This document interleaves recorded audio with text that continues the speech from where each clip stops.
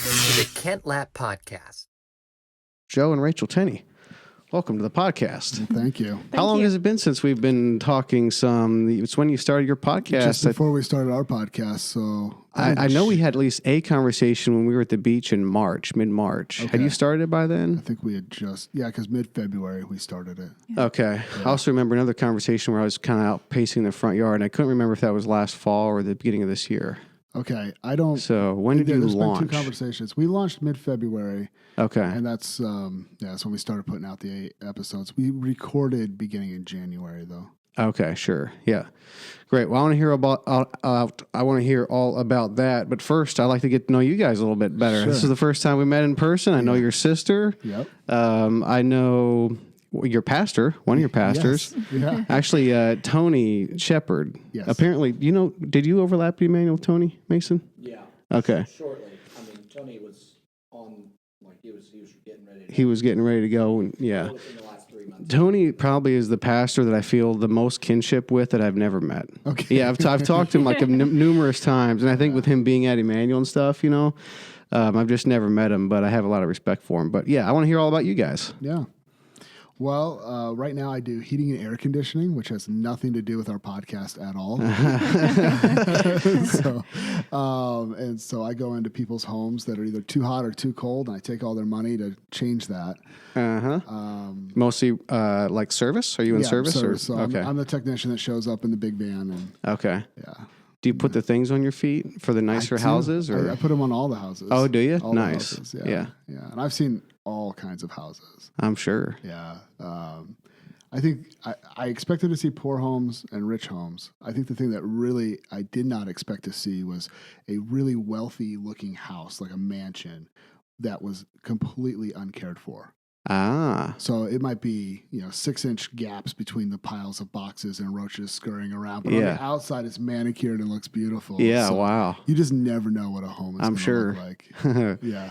And you've been doing that a while? About 5 years. Well, where'd you grow up? And I'd like to even hear about how you guys met. Oh, that's a story. I've got time. By the way, are you driving home today? Tonight?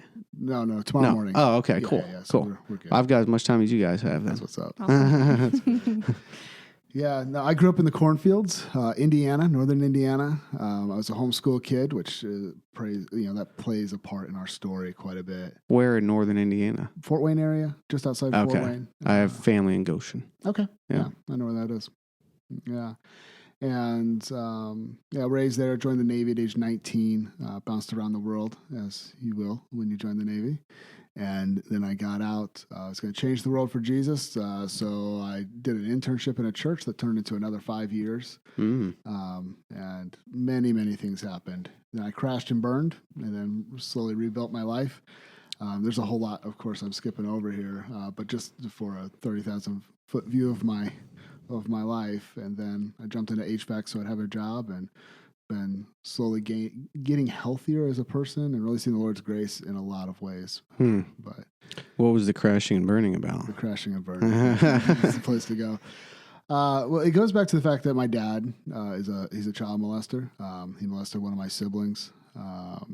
And as that story came out, there was just massive repercussions. He was an elder at 2 different churches along the way. My hero, my dad, who, to his credit, taught me a lot. He had really, he was invested. He was present when many dads aren't. But he also had these other things that were evil, and he was domineering and controlling, and but he would have Bible verses to back it up. And so all this kind of melds together like family stories do.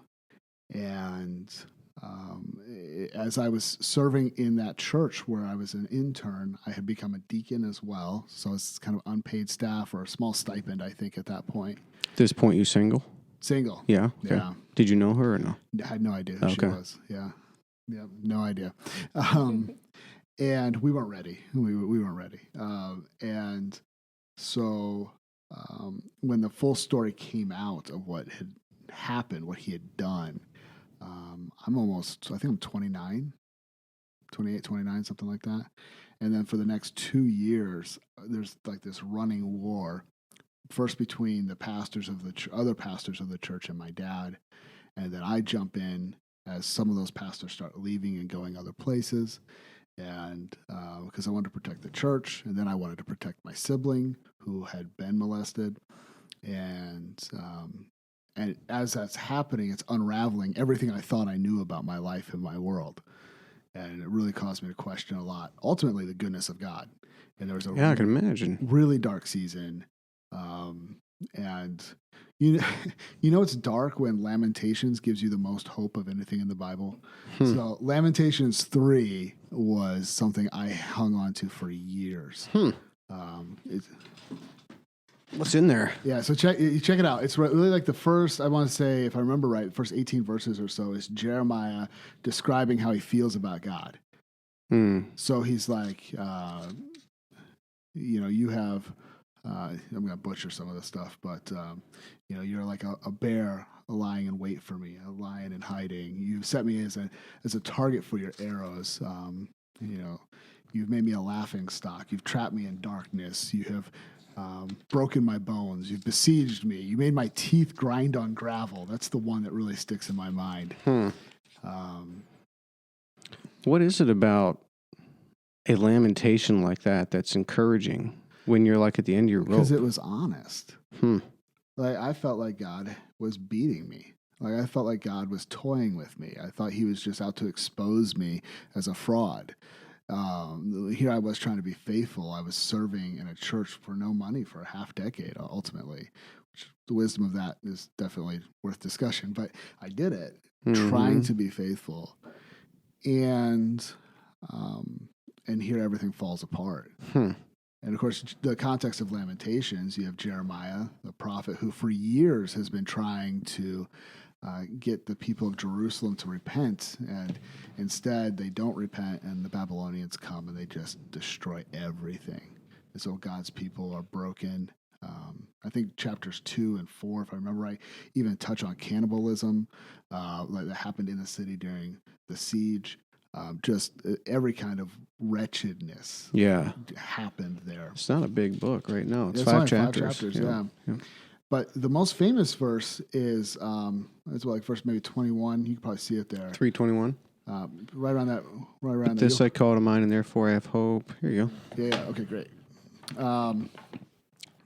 There's a pandemic going around. But you can still use my Bible if you don't mind. The Bible's worth COVID. I'll take it. Yeah. It's verse 22. It's verse 22. The steadfast love of the Lord never ceases. His mercies never come to an end.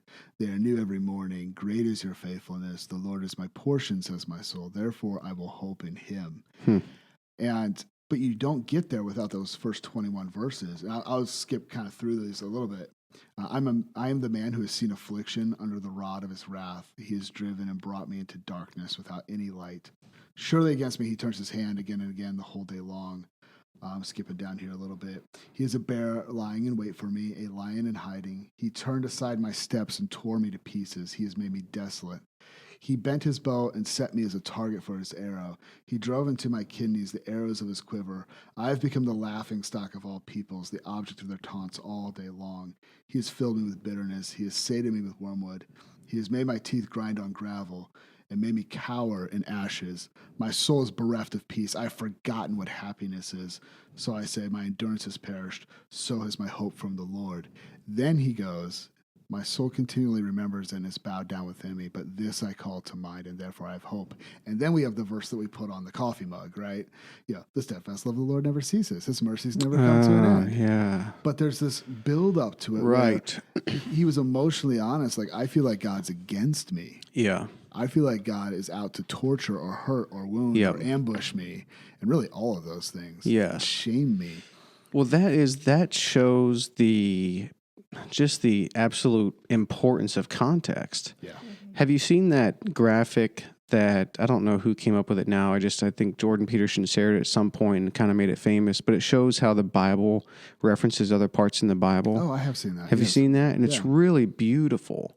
But all it is it's just charting out the context and references within the scripture.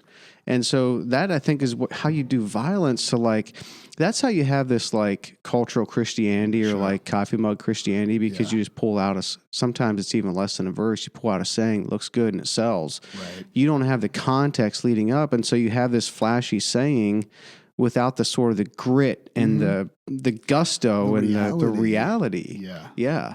Yeah. So Lamentations was meaningful for you. I just had to hold on to that because I could do two things at once. I could admit that I was angry with God. I could admit that I was having trouble trusting him. I could admit that it felt like he was against me, and I could remember his character that was true at the same time. And so it helped me to mourn. It helped me to grieve without rejecting God.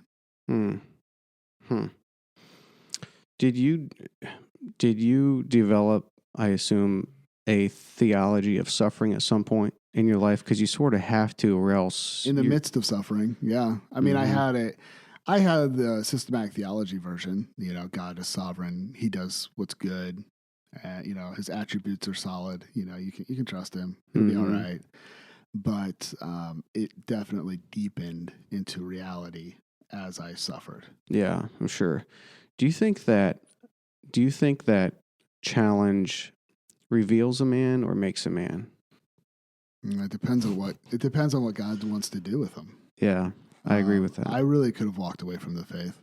You know, we recently did an episode on deconstruction, and most people who use the word deconstruction use it because they've walked away from the faith. I think I'm trying to remember some of the famous examples. Joshua Harris comes to mind right now, where he used that word deconstruction, and he was a pastor. He wrote one of the most popular books I grew up reading as a teenager, but for me, it strengthened my faith, and I think there's just that thing where the trial does demonstrate, for sure, but it also builds, because I wouldn't trade that for anything. I learned so much about the goodness of my heavenly Father in dealing with the repercussions of the failures of my earthly father. Like that's more than worth it. That's 1,000,000 times more than worth it, because, you know, he is so good. Yeah. He's such a good father. Yeah. Yeah. Amen to that. Isn't that crazy? You hear that often. People go through awful things, horrific things, loss, whatever, and what they learn through it and how that draws them closer to God, they wouldn't trade it, which is... I wouldn't want to do it again. Right. Yeah. But I also wouldn't Well, and also, it. wouldn't you agree, like, if you could have the benefits without the awfulness, well, then we'd take that too. Well, but sure. how do you do that? You know what I mean? You can't, there's no magic wand. You can't just orchestrate things. Apparently, we're supposed to know Christ by having fellowship with him in his suffering. Yeah. All right, let's jump back to the story then, and then we need to hear about Rachel. She's got a story too. Yeah. So I had known Tony from my time in the Navy. We had gone to church together. So Tony, was he in the Navy? No, he wasn't, but he lived out in Virginia where I was stationed. Oh. So we go to the same church. We served in the same youth ministry. It was kind of funny. We were like the Calvinist and the Arminian church, so we sort of like were the little survivors club. You mean you had both in the church, or what do you mean? Well, the church was very much an Arminian church. Oh, okay. And I wrote with Arminian. You guys were the Calvinists in the Arminian church. Yes. Oh, wow. Yes. And so there's things that happened, and so we kind of bonded over those things. I'd come through Nashville a few years later when I lived in Indiana. He'd come out to Nashville at Emmanuel, and we just had this one lunch, and it helped redirect my whole ministry time, because he just was talking about Jesus, which should be obvious. But I had kind of started to lose that. And I was like, what am I doing? And it helped redirect everything and focus everything. And that carried me through the rest of my time, that focus up in Indiana. All right, so a little bit of the timeline is I was in Virginia in the Navy, got out of the Navy, went to Indiana. And then after that 5 years, I go back to Virginia because Tony and Miguel had planted a church there. And I go, well, if there's anyone in the world I trust at this point, it's Tony. Wow. So I could go anywhere in the world. I might as well go there. Wow. So I would just I joke to people, I moved 700 miles to go to church. Yeah. But there's some truth to it. And you're still single at this point. Still single, very single. And what's interesting about that, and not to interrupt because I want to come back to your story, but I was literally just thinking a few weeks ago how that it was just one of these, like, I don't know, evenings sitting in the front yard, lawn chair type, rolling around in my mind.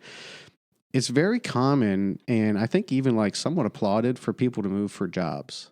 Mm-hmm. And it's also very common for people to move for schools. And I don't know if that's good or bad. It just is in this country, and it happens all the time. But you know, one thing you don't hear about very much at all is people moving for churches. And it seems to me that's got to be like one of three reasons for that. One, there's good churches everywhere. So just statistically, like the chances of you being able to be within driving distance of a really good church and not have to move to attend a really good church. There's just great churches in good proximity pretty much everywhere, so no one really needs to move for a church. Or two, it's not, and people don't really care. Or three, they care and they're just not willing to make the change of life. Right. Why do you think that is? I mean, you moved for a church. Yeah, we sort of did when we came here to Nashville, but you don't hear about it that much at all. Yeah, I don't think people know what a church should look like. And so it's hard for them to know what to look for. So why would they be motivated to move to that? Because if you don't know the benefits of a good, fervent, healthy church, because most of the time when I say that, people just think, oh, conservative, like they have good theology. Or maybe they think, good programs. Now, I don't mean either of those things. Like, I hope they have good theology and I hope they serve people well. But actually, your old pastor, Ray Ortland, gospel doctrine and gospel culture, Right. that breakdown has been so helpful for Yep. us. And then also, how does a community interact together when it's centered on the gospel and the person of Jesus? I don't think people have seen it, and that's something that kind of has to be incarnate. It's got to be observed in person. Yeah, okay, that's interesting. So if someone's at a really great church and it has good gospel doctrine, good gospel culture, they're living that out, and it's how it should be, then why would they move? Right. But for the people that don't have that, they may not know any different. I don't think most people And they know. may think that this is how church is. You go to church on Sundays and it's just part of your life, but it's not, you certainly wouldn't really be able to build your life around it, but it's part of your life. And that's just kind of the box that's in. And then you just kind of go through life that way. Yeah, I think you're probably right about that. Yeah, at least that's a piece. Yeah. That's a piece of it. All right. So you moved back to Virginia. Yeah. Moved back to Virginia. And I like to say I belly flopped into the community. I was all in, but it was ugly. I was depressed. I couldn't get out of bed. I was like, what is happening? Because the adrenaline of fight had kept me going. The adrenaline of, I have to protect the church. I have to protect my sibling. I have to keep my dad from, I recognize in retrospect, he had destroyed one church. I just didn't want him to do it to another. And so, I countered him at every turn that I could. And the Lord was gracious. The church didn't split, even though he was one of the pastors. I think we may have lost a few people, but for the most part, it didn't split. Then I come out to Virginia, and of course, I'm tired. And it's not just like physically tired, emotionally tired. I was like spiritually spent. Like any strength I had was gone. And without that adrenaline of fight, of like, push for what is right, justice, truth, I could relax. And when I relaxed, everything just fell apart. And I remember it's like my second or third day, I couldn't get out of bed till after 1 p.m. And I knew I was in trouble. I'm like, no, what is happening? I'm pathetic. So, and I try to get jobs. No one wants to hire a depressed, mopey person. So the interviews they seemed okay, but they never hired me. But then again, the church really showed the kindness of Christ. 3 different families took me in. So I'm a 30-something, early 30s, young single man. And so the first thing people go, well, do you have a job? Like, that's what a young man should do. Right. What do you do? I didn't have a job. Yeah. And people took me in, and they showed me grace, and they were patient with me. Yeah. And they didn't always know what to do with me. I didn't know what to do with me. I didn't know what was happening in me.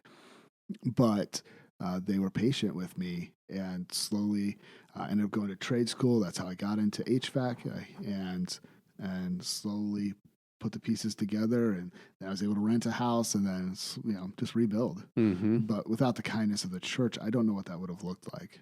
Yeah. Yeah. And how what year? How long ago was this? Let's see, I moved there in October of 2014, and then I finished HVAC school probably the summer of 2015. Okay. So you moved to Virginia And then 14. And then after several months, it was a 9-month trade school. So I was like, I got to do something. Yeah. So jumped in with that. Great. We moved to Nashville March of 2014. Okay. Yeah. And it's just crazy. Time goes so fast. I mean, it's like, it feels like we've been here forever at this point. Yeah. But, and we've had 3 of our 5 kids in Tennessee. So it's hard to believe because I still feel like, you know how it is when you're from, like, you just still feel like you're like from that place. Like, I still feel like I'm from upstate New York. You know what I mean? I still feel like a Hoosier. Yeah. Right. And now absolutely. like 3/5 of my kids are native Tennesseans. They're going to be from Tennessee. Yeah. But I don't know if I'll ever feel like I'm from Tennessee. Sure. You know what I mean? Sure. Still feel like I'm from upstate New York, but like we love it here. Totally love it here. I'd love to hear about your upbringing and story, Rachel. Sure. Well, I was raised in Washington State. So, West Coast. Like where in the state? Bellingham. So, okay. Yeah, right on the coast and about 30, 40 minutes from Vancouver. Okay. Oh, wow. Yeah. And so that's north of Seattle? Yes. Okay. About 2 hours. So very pretty and very rainy? Yes. And chilly a lot? Yep. A lot of outdoor stuff, though, hiking and all that? Oh, yeah. You've got the ocean about 5-10 minutes from us. You've got mountains a little bit to the east, and just a beautiful place. Yeah. Yeah. When she moved from there to Virginia, I knew she was serious. Yeah. Okay. All right. This is good. Did you like growing up there? I guess what do you have to compare it to? But yeah, it was a great place to grow up. We had 5 acres, and I basically spent my childhood bushwhacking in our backyard. Okay. Yeah. Yeah. It was a pretty great childhood. It's so pretty, but I haven't spent much time there. I think the rain feels like a little bit of a deal breaker. Yes. Is it as bad as I think now it is? that I've moved away from it, I realize how much I needed the sun. Okay. So whenever I drive around and I'm like, wow, it's actually sunny here. Yeah. It's like a shock. When we were looking for when we made the decision to move to Nashville, I actually looked a lot on average days of sun, like in the cities in different states, and like tried to pick out a good place in the country where sun was going to shine more than it did in upstate New York. Yeah. That's real. But what type of? I'd love to hear a little more about like your upbringing, like what type of family were you from and all that, and then let's hear about how you guys met then. Yeah. So I was the oldest of 5 kids, 4 girls and then a boy. And I was raised in a Christian home. So I just grew up knowing the gospel, which was a blessing. Reformed or no? Yeah. Well, Calvinistic at least. Okay. Yeah. Kind of a Reformed Baptist. Okay. Yep. And then, but it was interesting. The church that I grew up in had been like a kind of IFB leaning church that then became Calvinistic.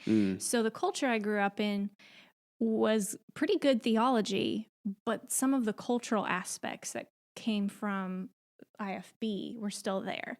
So like guys and girls shouldn't really talk to each other. A lot of the purity movement kind of stuff was there.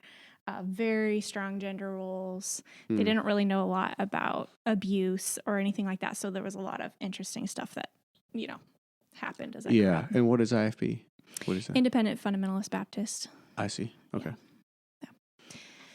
So, I grew up in that until I was about 15, and then I got involved, and our family got involved in a parachurch Christian homeschooling organization called Vision Forum. And we never were officially part of the movement. Like, we didn't go to the conferences, but we definitely agreed with the theology. I listened to all of the, CDs and all that kind of stuff. And definitely took all of it hook, line, and sinker. Yeah. So at that point, I got involved in what was called the stay-at-home daughter movement, which was basically the idea, partly from Numbers 30, that daughters should be under the protection and authority of their father until they would have a husband. So until they got married. And so no the matter idea, the age? Yes, no matter the age. What about like 50? Yeah, you can still. You're probably caretakers for your parents at Right. that point. Yeah. Hmm.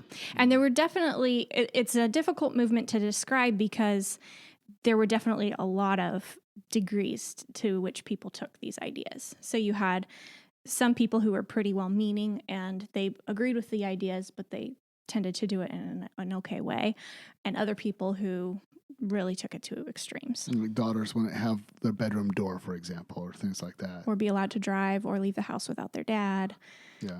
Yeah. Wow. And this is a movement that's within evangelical Christianity. Yes. Yeah. I mean, we'll have to come back to that. It's like, how does that happen? Yeah. You know what I mean? Where does that even? How is that possible? That's We're all reading the same book, right? Yeah. I mean, come on. Yeah. I guess we'll have to come back to that. Yeah. That sounds crazy to me. It is. So I grew up believing that I shouldn't go to college, shouldn't work outside the home, and I should just, wait to get married. So, of course, my life revolved around trying to get married. And Yeah, I mean, that sounds a lot more fun than being under your dad's authority. Like, as a 30-year-old, I'll be honest. Like, I'd be looking to get married too. Like, any takers? Well, you definitely. What's crazy is seeing the divorce rates yeah. of women who married to escape, and then they're like, "This isn't any better," and the disillusionment, and then many walking away from the faith. Ooh. Yeah, many walking away from the faith. Well, not only that, but if you grow up in that system, that's how you view your dad, and that authority is okay to you, and it sounds about right, well, then that's going to carry over into your marriage relationship too. Exactly. And now your marriage relationship isn't going to be functioning properly. You're not going to have the right worldview, the mind structure around how this is actually supposed to work. Exactly. So that it's not going to work very good, I would think. Mm-hmm. Yeah. And one of the beliefs that especially the more extreme people took on was that really your dad is your mediator. So a lot of these women growing up in this felt like if I walk away from my dad, I'm literally walking away from the faith. He's my mediator between me and Christ. Whoa. And the husband would then take on that role. So you can imagine the implications of that. Yeah. What's scary about a system like that is you have, I mean, that dad or that husband is ultimate, right? I mean, if he's the Mhm. mediator, Yeah. that's what he That's says it. goes. I mean, that's it. Yeah. Wow. Yeah. So you were in that movement? Yeah. I was in that But- movement until Where were you at on the spectrum in that movement? Like, I would say theologically, I was fairly extreme, but my dad actually wasn't really on board with it. okay. So I was kind of doing it and trying to make it work with a dad that wasn't really on board. Really? Yeah. So this came from you Mhm. and your siblings or just you? Yeah, me and my siblings and my mom. Oh, okay. So did it come from your mom? Yeah, that's how I got introduced to it anyways. Oh, okay. All Yeah. right. So that sort of makes sense. I'm just thinking it would sound rare for like you to be like surfing the internet or whatever and be like, oh, this movement looks interesting, and look into it and Yeah. subscribe to it.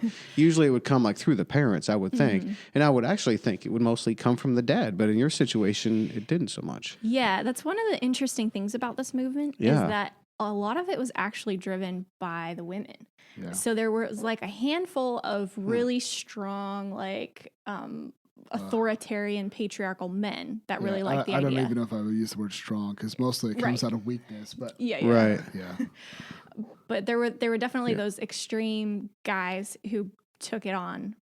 But then for the most part, I would say maybe 80% of the movement was Driven Women. by women. Yeah. women who are So, disillusioned with their passive husbands and wanted them to step up and lead, and that was their way of. so it's kind of patriarchy or is matriarchy just hiding itself in patriarchy. And we were openly patriarchal. We took on that label. Oh, okay. Yeah.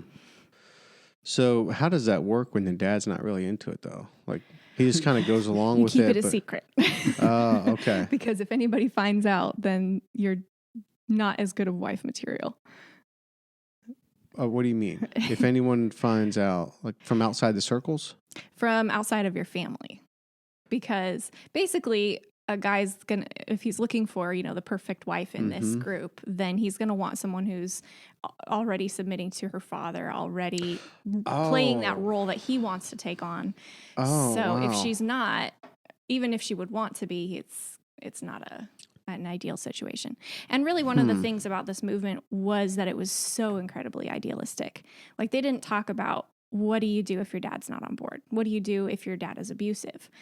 So you had a lot of unideal situations, but No that was answers. What do you not do addressed. with the 90 things out of 100 that could go wrong because you're focused on the 10 things out of 100 that you like? That's sort of how it feels. It seems to me like there's all kinds of ways that could go wrong. Yes. And I'm sure it does a lot. Just shame people who aren't able to keep up the appearances. Yeah. Yeah. Yeah. But how have I never heard of this stay-at-home daughter movement? You said it's been around obviously it's been around for some years. Yeah. It's been around for about 15, 20 years. At least 15 At least years. 15 years. What not to reflect poorly, I guess, but I'm just kind of curious, like what circles does it tends to run in more Reformed. theologically or denominationally, or I don't know.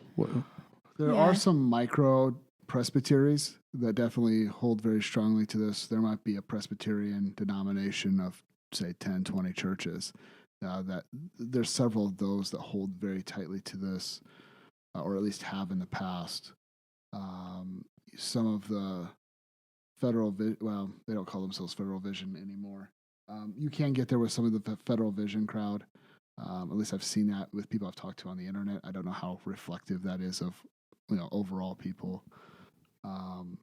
I think it's definitely growing in some circles, some Presbyterian circles right now. But at the time, it was more of a Reformed Baptist thing. Yeah.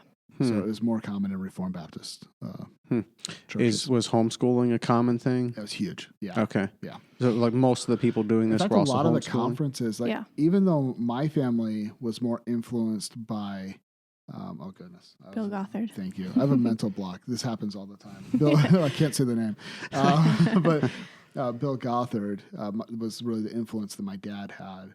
My dad had met Doug Phillips, who is the leader of Vision Forum. He had talked to him. My parents had attended conferences that had their speakers. So they really came in the door through homeschooling, and it's just how far down the rabbit hole did you go really determined how many of these other ideas did you pick up. Yeah, so the movement started with a magazine that sold kids' toys and books and that kind of stuff. And then slowly it grew into them selling a lot of teachings, like CDs and DVDs and that kind of stuff.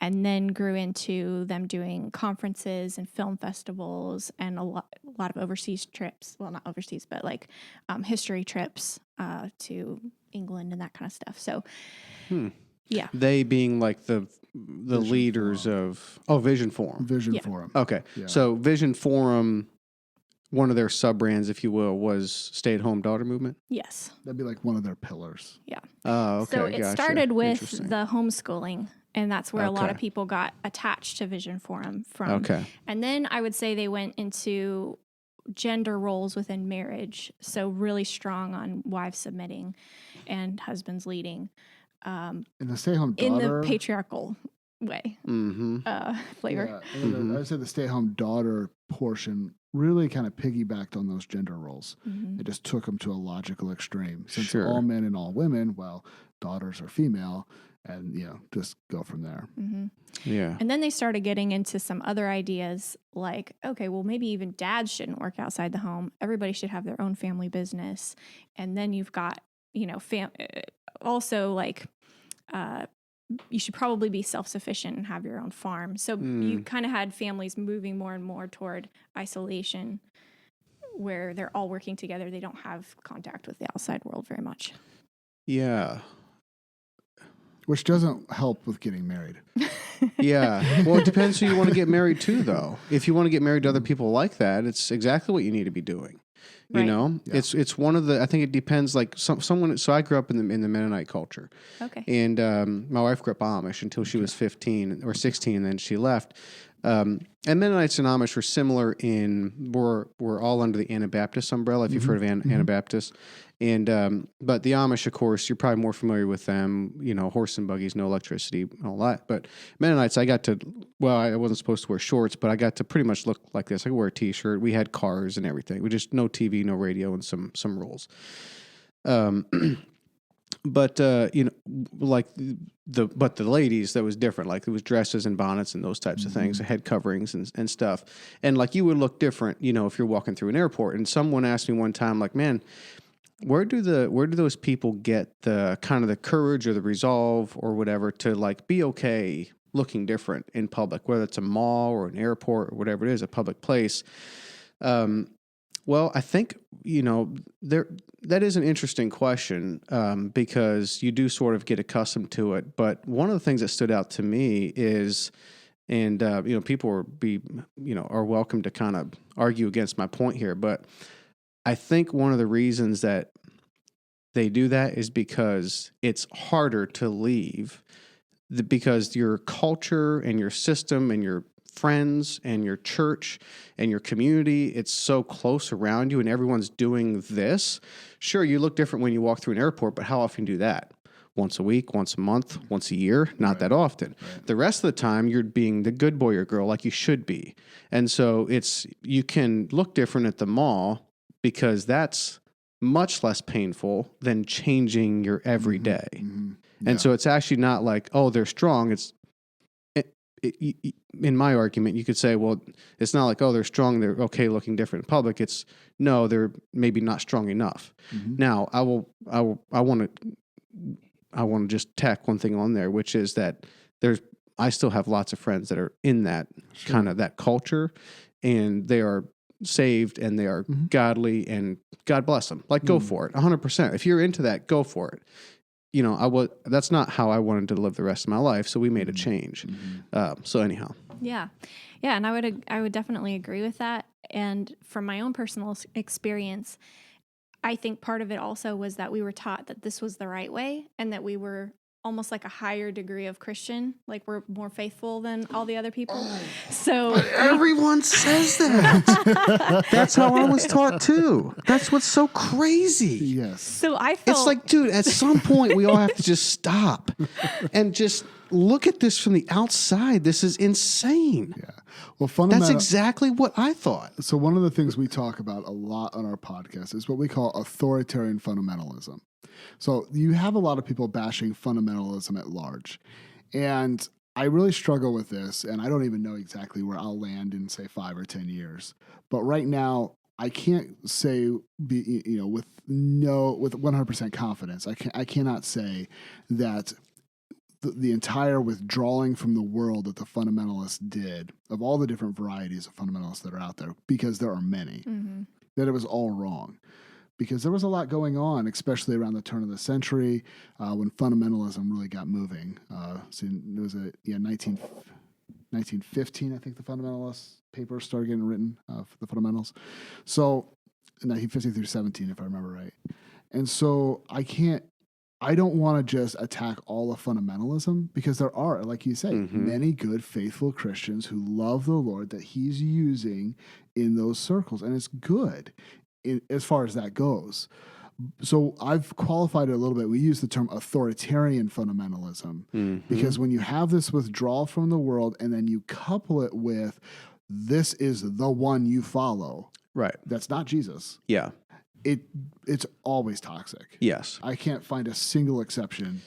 Yes, at all. It is. And your comment though about being the enlightened ones, that's people need to understand that is very, very dangerous. Yeah. Yes. And because there's a lot of things that I was taught that, and one example can be, and this doesn't necessarily need to be a dangerous example, but one example is the head covering for women. There's a verse or two maybe in 1 Corinthians 11 that talks about this idea of a veiling, and they take that practical. So it's a physical cloth or a bonnet or something that you would have on your head.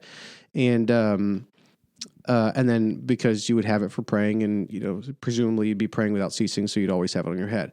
And although everyone that I've talked about the idea of the head covering with that would have believed in it at that point and maybe still does, would agree that, so you're not wearing a head veiling right now. And they would agree that, yeah, we know Rachel, she's great. We like Rachel. We believe she's a Christian. Rachel's going to be in heaven. And as far as we know, Rachel's serving God to the best of her knowledge at this point in her life.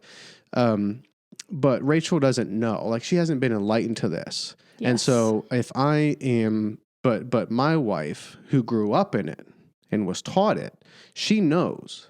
She's been enlightened. Mm-hmm. So it's sort of okay for Rachel not to, Mm-hmm. but it's not okay for Mariana not to because she knows better, you know? And so, but when you start to, if that's your reasoning, the Enlightenment reasoning, as opposed to taking the Bible and looking at it in context and studying it, not just, oh, here's a verse and there's a verse, but the grand scope of the Bible, the scheme, the narrative of the Bible, that's where you need to make your argument out of. And if you can't, then you need to just be okay with like, well, I'm going to wear the bonnet, but I don't, you know, if you want to or not, it's okay. I'm not going to argue against it.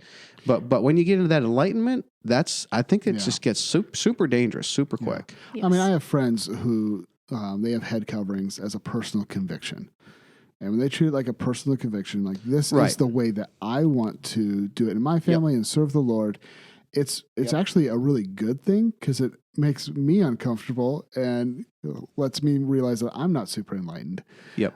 Because, you know, I don't want her wearing a doily or anything that looks like a doily on her head. Yep. Or a bonnet or what have you. Yep. But when it becomes like a who's the more mature Christian kind of contest, then it's I agree. All right, sorry. Garbage. Let's come back to your upbringing and the story. We're having a hard time getting through this story. I apologize. I'll stop interrupting. That's cool. So I grew up in this church and started to see a lot of abuse happening. Significant abuse, like sexual abuse within families, kind of molestation stuff. And a lot, because of the really strong push for gender roles, a lot of abuse within marriage also. So I started to become aware of this, started to realize that my own family had some really toxic behaviors, and started to realize something is not right. So I started to study abuse and get into trauma and all of that good stuff. How old are you at this point? About 26. So mid-20s. Yep. And you grew up in this system and are just starting to like question it. Mm-hmm. Yeah. Not so much the Vision Forum piece, but more the piece that I had grown up with of the really strong gender roles. And for context, roughly how old are you now? Like how long ago are we talking here? I'm 29 now. Oh, so we're talking like 3-4 years ago. Mm-hmm. Okay, relatively recently. Yep. Okay. So our family went through a divorce, and we left the church that I grew up in, and I was a big contributor to that decision. And then we started attending a PCA church in the same town that was just super healthy and awesome. It really helped me and my siblings to heal and to understand the gospel and the implications of the gospel for everyday life in a new way, and started to see the beauty of Jesus and the goodness of God in ways that I hadn't before. So I believe I was a Christian before, but just getting like those practical, tangible, you know, like being a part of community, things like that. But with the divorce, did your mom leave, your dad leave, or how did My mom did. Okay. So you're going to church with your dad at this point? No, my mom. Okay. Yep. And so started to just become a healthier version of myself, and through the gospel and through the church and through community, which was, I think, one of the huge blessings that I've experienced in my life, because a lot of people who come out of what I've come out of just really struggle to even go to church or read their Bible. And I struggled with those things, but thankfully I landed in a good community where I was able to wrestle with those things and stay a part of the faith. And so the church that I was a part of started to really push me on some of the other things, some of the beliefs that I had from Vision Forum. And I started to be able to detox from those things in a healthy way. And then that's about when I met Joe. How? So if you're in Washington, he's in Virginia. How'd you meet him? Yeah, it wasn't at the beach because we were on separate oceans.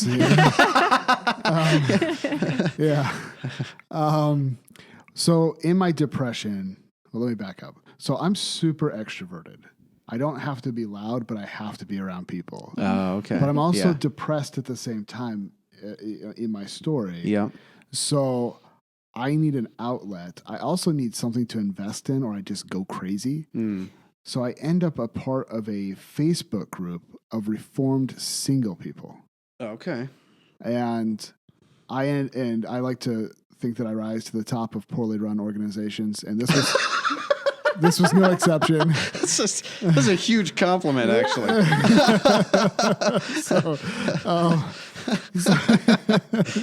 So anyway, I end up as one of the admins. I didn't start it, but I was one of the admins, and I have a big mouth, and I'm present, so I was one of the more obvious admins, and with my history of seeing what my dad had done, I was particularly tuned into just creepy dudes. And if you're on the internet and there's like single young women around, there's creepy dudes are going to show up. Yeah. And so we have a friend. I think should we shout her out? Sure. Yeah. A friend named Kathleen. Let's give her the credit that she definitely wants. Go Kathleen. Yes. Yeah. She noticed a guy join our group who was the first guy that Rachel had courted. Okay. Because dating's bad. They had courted. Okay. Yeah. So he wasn't her boyfriend. He was her suitor. Yeah, okay. Yeah. If it's old timey, it's better. Sure. Right. Yeah. And just so she's like, this guy's bad news. I can get you in touch with his ex, and she can fill you in on the details. And I'm like, I don't want creepy dudes. So yeah, let me talk to her. Mm-hmm. And I did. And apparently I believed her because I kicked the dude out of the group and then I married her. No way. That was how. Wow. Yeah. Wow. There's some other stuff in there, but So good things can come from Facebook. Good things can come from Wow. Facebook. Yeah. Huh. Yeah. A little bit of background on that relationship that he's referencing. This had been my first relationship, and of course, growing up in that kind of a, culture, you definitely want to get married ASAP. Okay. So I was pretty sure I was going to marry this dude. You were like 22? Yeah. Okay. Yeah. And he was one of the right-hand guys to the main guy who ran Vision for him. Okay. So he's like a celebrity status. Oh, wow. Like I'm definitely like bearing up in my eyes. Yeah. But you were a celebrity too. I didn't know that at the time though. Okay. Yeah. Like really? Like yeah. you? Oh, okay. In her small because you were circles. so into it, or Yeah. because I was very vocal on Facebook about the theology of it and okay spreading that and that kind of stuff. a So, vision forum, or yes. specifically stay-at-home daughter? both. Oh, okay. Yeah. I took everything. So Okay. So anyways, I was kind of well known, didn't really realize that, and got into this relationship with this guy, find out by experience and some friends who were very kind to tell me of his character, that this guy was a complete narcissist, like textbook narcissist. And so that was my first experience with abuse firsthand, and one of the things that led me into that study later. How long did you court? About 5 months. Okay, so pretty short. Mm-hmm. And how soon after that were you talking to Joe? Like, we're talking years later? Or years later? Okay, Yeah. gotcha. And then you guys just started talking about this other dude, and then you just started liking him to talk. There was some stuff that happened. Like when I kicked the guy out, I did a couple things. I wanted to, because I only had one witness, and we tried to use the biblical precedent of 2 or 3 witnesses. Facebook, you sometimes just don't get that opportunity. Local church is a little different. But anyway, so I really tested him in the way that I kicked him out. I was like, if she's what he described, then he'll react like this. And he did exactly everything I figured he would do. Mm-hmm. Like I ignored him for a time and then came back and answered, and he still engaged with long diatribes and said that if I didn't listen to him, I was ignoring the plain face values. I forget the scripture basically. Right. And all this stuff, and doesn't he have a right to face his accuser? And I'm not practicing Matthew 18 right. And just this, all the stuff. And I'm like, Again, this is not about sin. This is about whether he should be in the Facebook group or not. yes. Yes. I mean, I'm not even sure that you would have to apply Matthew 18 in that situation. I didn't either. And what I did also is when I was done, I just said, your manipulations failed. You can twist scripture like Satan. It doesn't mean you get your way, and goodbye. And I blocked him because, And then I sent her screenshots because I was like, man, he put her through hell. Let me, I'm sure she'll enjoy someone manhandling him a little bit. Mm-hmm. And I actually do think it's one of the most loving things you can do to a narcissist is just not let them have their way. Oh, yeah? Call them out because it happens so rare. I don't know if anyone in his life ever just said, you're a manipulator and I don't care. Yeah. Like they always play the game along with the narcissist. And I'm like, I don't want to play your game. Yeah. And you have bad character and you're more like Satan than Jesus in this conversation, and I'm done with you. Mm-hmm. Because if he is going to repent, it's going to be because he gets pushback. And I sent it to her because that's just cathartic, like, hey, I'm not crazy. Someone else is saying the things that I felt, Yep.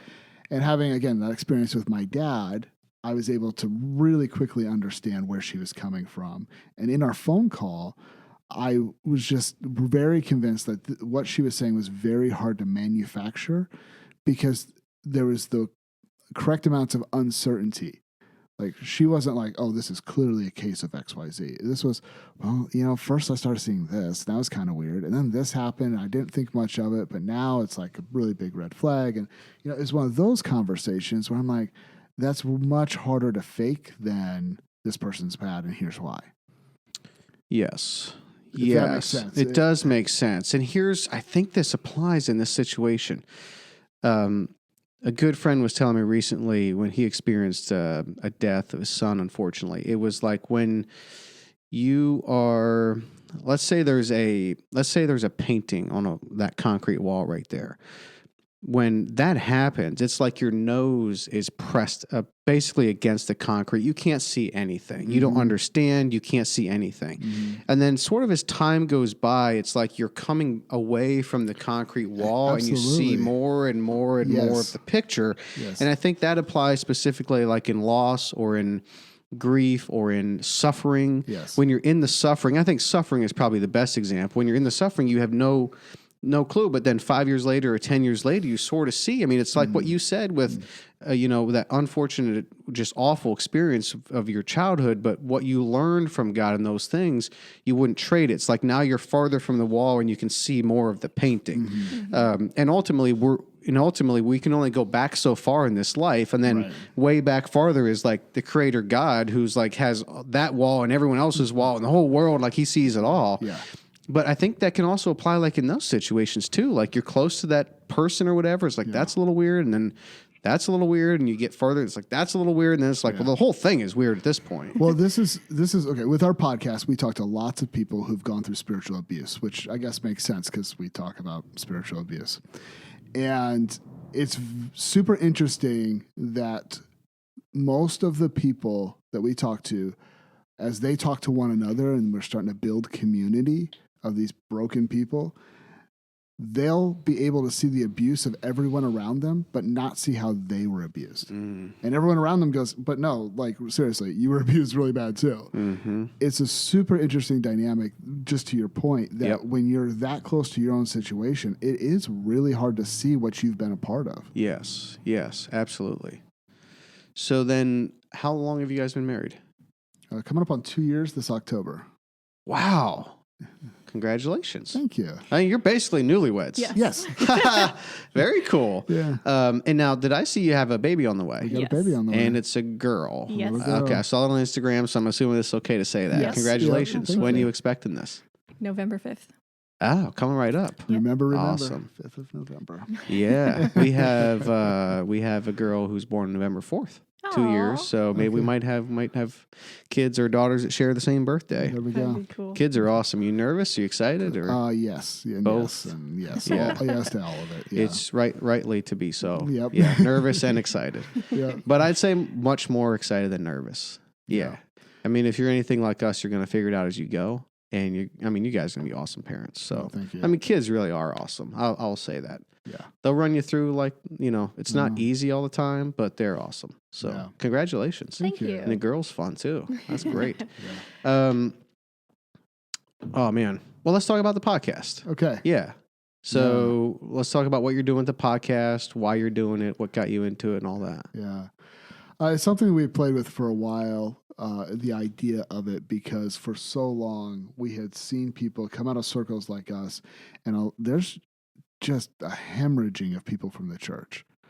And so people I know who, you know, they're not like, now their gender has switched, or now they're, you know, a lot of it seems to be very politically driven. It's almost like the gospel of liberalism as a political thing. And it takes more root than the gospel of Jesus. That was one side, but there was another side too. And this might even be more core to what we're doing. And that is the people still trapped in what we're calling authoritarian fundamentalism, because they're convinced, okay, here's the Bible. And since the Bible has been twisted in particular ways, they think that they're obeying God, and yet it's not, it's slavery. And I wanted to give people the freedom to actually follow Jesus as he really is. And we didn't want to be jerks, because there's like a lot of, you know, we're second generation homeschool people, right? We were both homeschooled growing up. Okay. So there's a particular perspective that comes from that, probably because the idealism of our parents, we have to pay the price of. So now we're like, well, what do we hold on to and what do we throw away? What was destroying our lives? What made me hate life and want to die? And what made me want to pursue Jesus? Yeah. And there are thousands upon thousands of people, I think it's actually far more common than people realize, of people trapped thinking they're following God, but they're really being manipulated by man. But we didn't want to be jerks to people who were doing that as well-meaning as they know how. Mm-hmm. So we're trying to walk this line of, okay, well, here's what the Bible says, and this is wrong, but we're not going to try to shame or destroy the people who did this with good motives, but we do want to be aggressive with people who did it with clearly selfish, destructive motives. Yep. And so just try to navigate all those things, that Christ is good. You don't have to use the world's morality to deal with the problems that fundamentalism ignored. Yeah. You don't have to use the world's morality to deal with the problems that fundamentalism ignored. Yeah. What do you mean by that? So fundamentalism tends to ignore things like abuse, the doctrine of the individual. They tend to ignore the things like spiritual freedom. You know, for freedom, Christ has set you free, which seems to be kind of the point of that verse. And those things are ignored. So people are looking for alternatives. Well, secular abuse culture has alternatives. And actually, a lot of their vocabulary is very helpful in identifying destructive behaviors. But what's the answer? Well, most of them are just saying like, well, abusers are abusers. You can't help them. You can't save them. Move on. And we don't want to do that either, you know, because we want the abuser to be saved, or at least, or if they are saved, we want them to repent. So, you know, like, how would Christ navigate this? And yeah, I see. In other words, you have you guys too, but you were noticing that people were not coming up with the answers that they really should have within their Christian circles. Correct. And they were finding some answers that were interesting outside of Christianity. Because the world actually has done a better job than the church, broadly speaking. A very broad brush right now. But the world has done a better job than the church at dealing with things like abusive authority. I agree. And here's why I think maybe that is. Because they were okay to question things. The world is okay to question things. Not only is it okay, it was good to. Like, that's basically philosophy. It's like questioning everything. Yes. And you start to piece things together and develop platforms and systems and those types of things, and principles and stuff that apply and all that. And I think it's sad within, you know, I don't know what we want to call here, mainstream Christianity, church culture, I don't know, in kind of a negative sense, I guess, where fundamentalism maybe is a better term. Within that, it's not good to question things. Like, it's good just to believe what you're taught. Yes. And that's sort of like the direction you want to go. Questioning is how you become a liberal, and being a liberal is how you go to hell. And that's it. Yeah. Yep. Yeah. I'm thinking of Schaeffer. I can't now think if this is Two Contents and Two Realities, if this is a book. Mace, can you grab that book right there? That's a volume of Schaeffer's. It has like 3 or 4 books in here. And one of them is, let's see if I can find it real quick. He's talking about, maybe this is in the book. Oh, maybe. I think it is a little book. He had 2 contents, 2 realities. And he's saying the first content is sound doctrine. The second content is honest answers to honest questions. And that's what kind of came to mind. Okay. The first reality, true spirituality, and the second reality, the beauty of human relationships. By the way, have you read this? I've not. I've read lots of Schaefer. 2 contents, 2 realities. Yeah. It's really good, and it speaks, but he fleshes it out a little bit more, obviously. But the idea of like the church should be expected to have good answers to good questions. Well, Answer to every question? Of course not. Answer to questions that are manipulative and gotcha questions? Sure. Of course not. But Right. good, legitimate questions. We of all people should have good answers. I mean, Jesus did answer lots of questions with questions. Yeah. And I think that is often part of the process where we come to God with a question, and then as we press in with the Lord, we realize, but there's a bigger question here. There's a more important question here. But God never, and Jesus was never upset with people who came with the honest question, like what you're saying. Right. And lots of people came with questions. Even Nicodemus, he might have, made fun of Nicodemus a little bit, like, "Oh, teacher of Israel, Yeah. you don't know what I'm talking about." But Yeah. but he still was willing to work through that. Yes. And we equate it a lot to just wrestling with God, and like Jacob, he wrestles with God, and he walked with a limp forever after that, but he knew God. Yes. And I would rather have the limp, Yeah. and have God's blessing than walk just fine but not have God's blessing. Totally agree.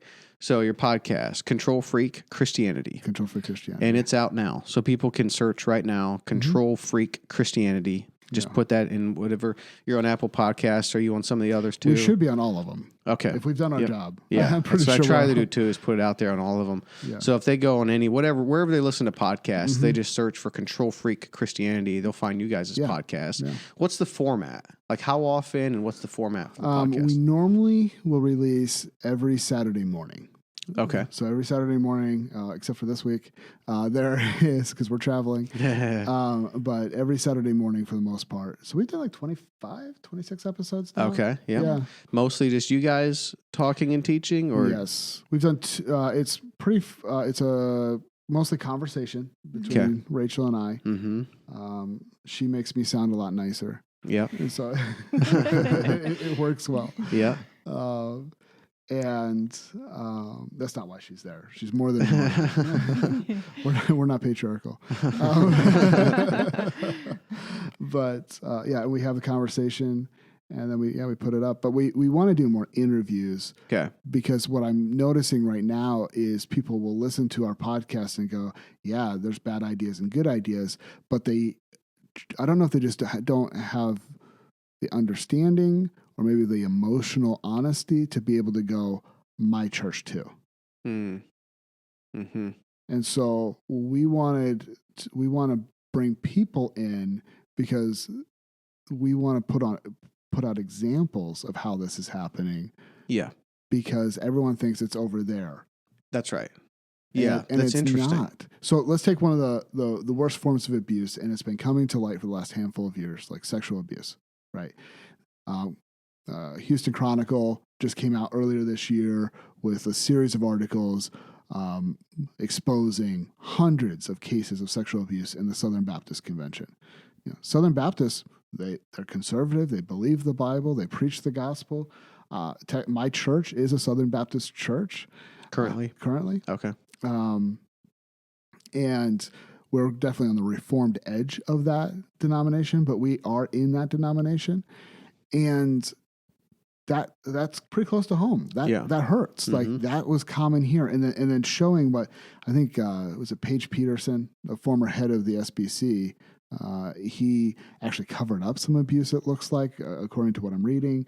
I'm like, man, what a culture that wasn't dealt with. Independent Fundamentalist Baptist churches, the IFB.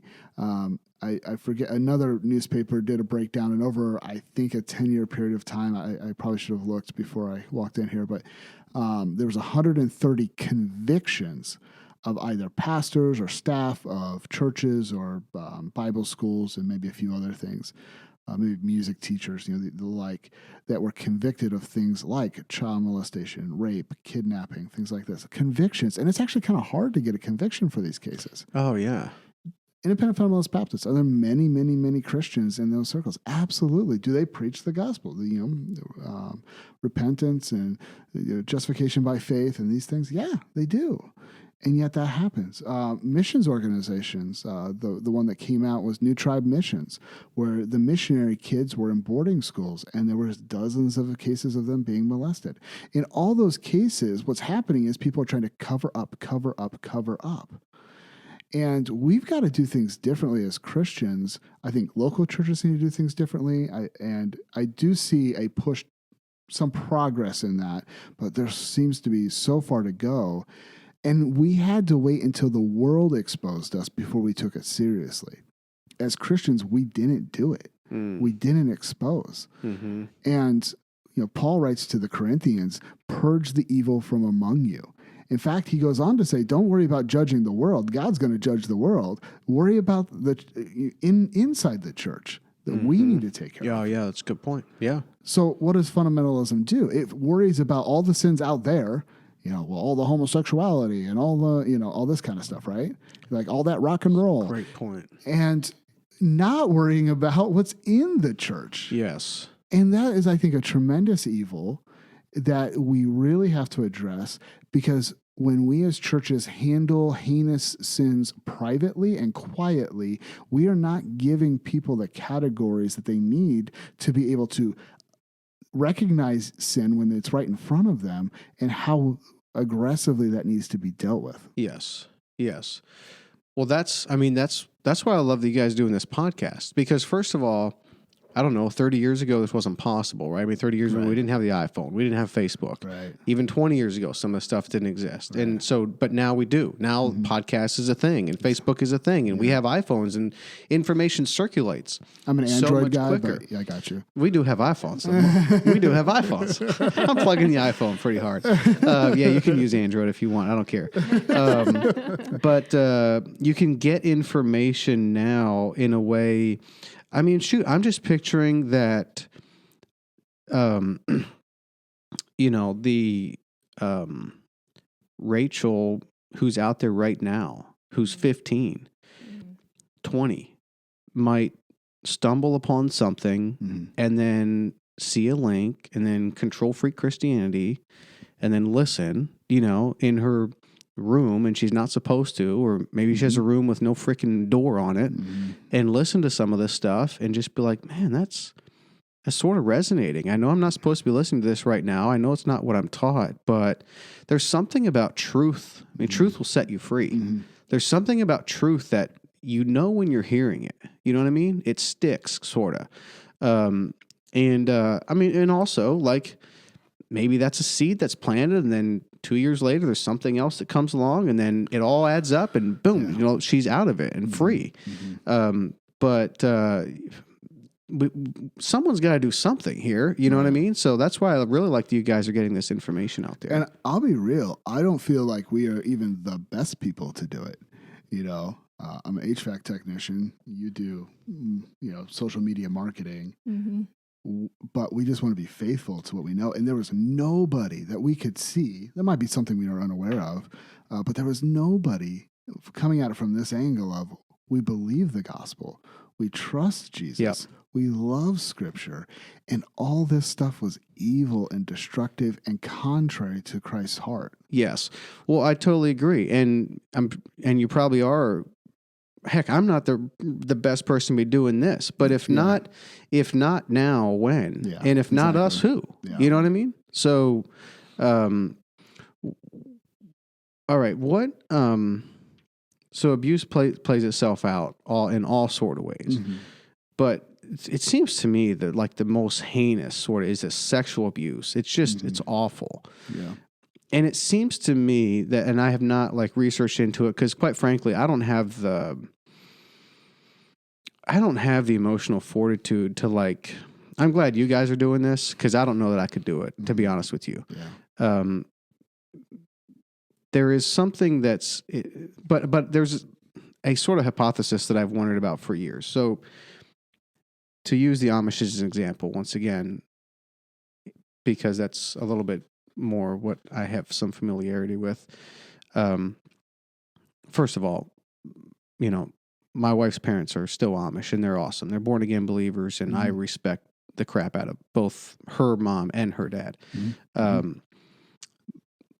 But there's good Amish and bad Amish, and you can put them on a spectrum. And the more conservative, backwoods, I don't know what conservative and backwoods, I guess is the one way to put it. Yeah. The more conservative and backwoods they are, the more you hear about sexual abuse, and the more sort of normalized, advanced, progressive, maybe air quotes worldly, if you will, like the ones that are. Like using cell phones. They've got a cell phone secretly in their pocket, and their houses are kept up, and they've got businesses. They're out in the world, and they're fun-loving people. Like you hear about that stuff less. Yeah. What is it with that? A lot of it goes back to the authority piece. I think the more conservative you are, it tends to run. Really, the more fundamentalist you are, the more you tend to be authoritarian. And when you have authority over someone and you rule their lives, you lord it over them, then that lording it over goes from just their spiritual conduct and into the rest of their life, which can often include their sexual conduct. So if you as let's say you're a leader in one of these groups, like the bishop, is that the term they use? Mm-hmm. Okay. We had a few Amish out in Indiana. So. Oh, yeah? Yeah, well, there's a bunch out there. Yeah. They were partiers, too. Oh, are they? Oh, yeah. So Indiana, Lancaster, Pennsylvania, Holmes County, Ohio, there's a big Amish communities. Yeah. And they all sort of the youth a lot of times would convene in Florida to party in the wintertime. And it was always known the Indiana youth, the Amish from Indiana, they were the hardest partiers. That is the only thing that Indiana might be known for, is the hardest party. Yeah. Group of people. I've been around the world, and Indiana's never been known for any of that, so that's awesome. But our Amish, they know how to party. That's what's up. Okay. Yeah. I'm learning stuff about my own state. That's great. Yeah. The bishops or the leaders, when they feel like they are entitled, that entitlement just starts to spread and grow. I actually think that there's a sense of antichrist here, where someone starts to substitute themselves for Jesus. And, there's many antichrists in the world. And I think that's what this is. We saw it in the Catholic Church with priests doing the same sorts of things. I think this is more of a human thing than it is an evangelical Christian thing. But we've allowed it into the church by not dealing with it properly. I see. But when you're done with your point, I have another one. Okay. But just the... but as that authoritarianism grows, it just comes with entitlement.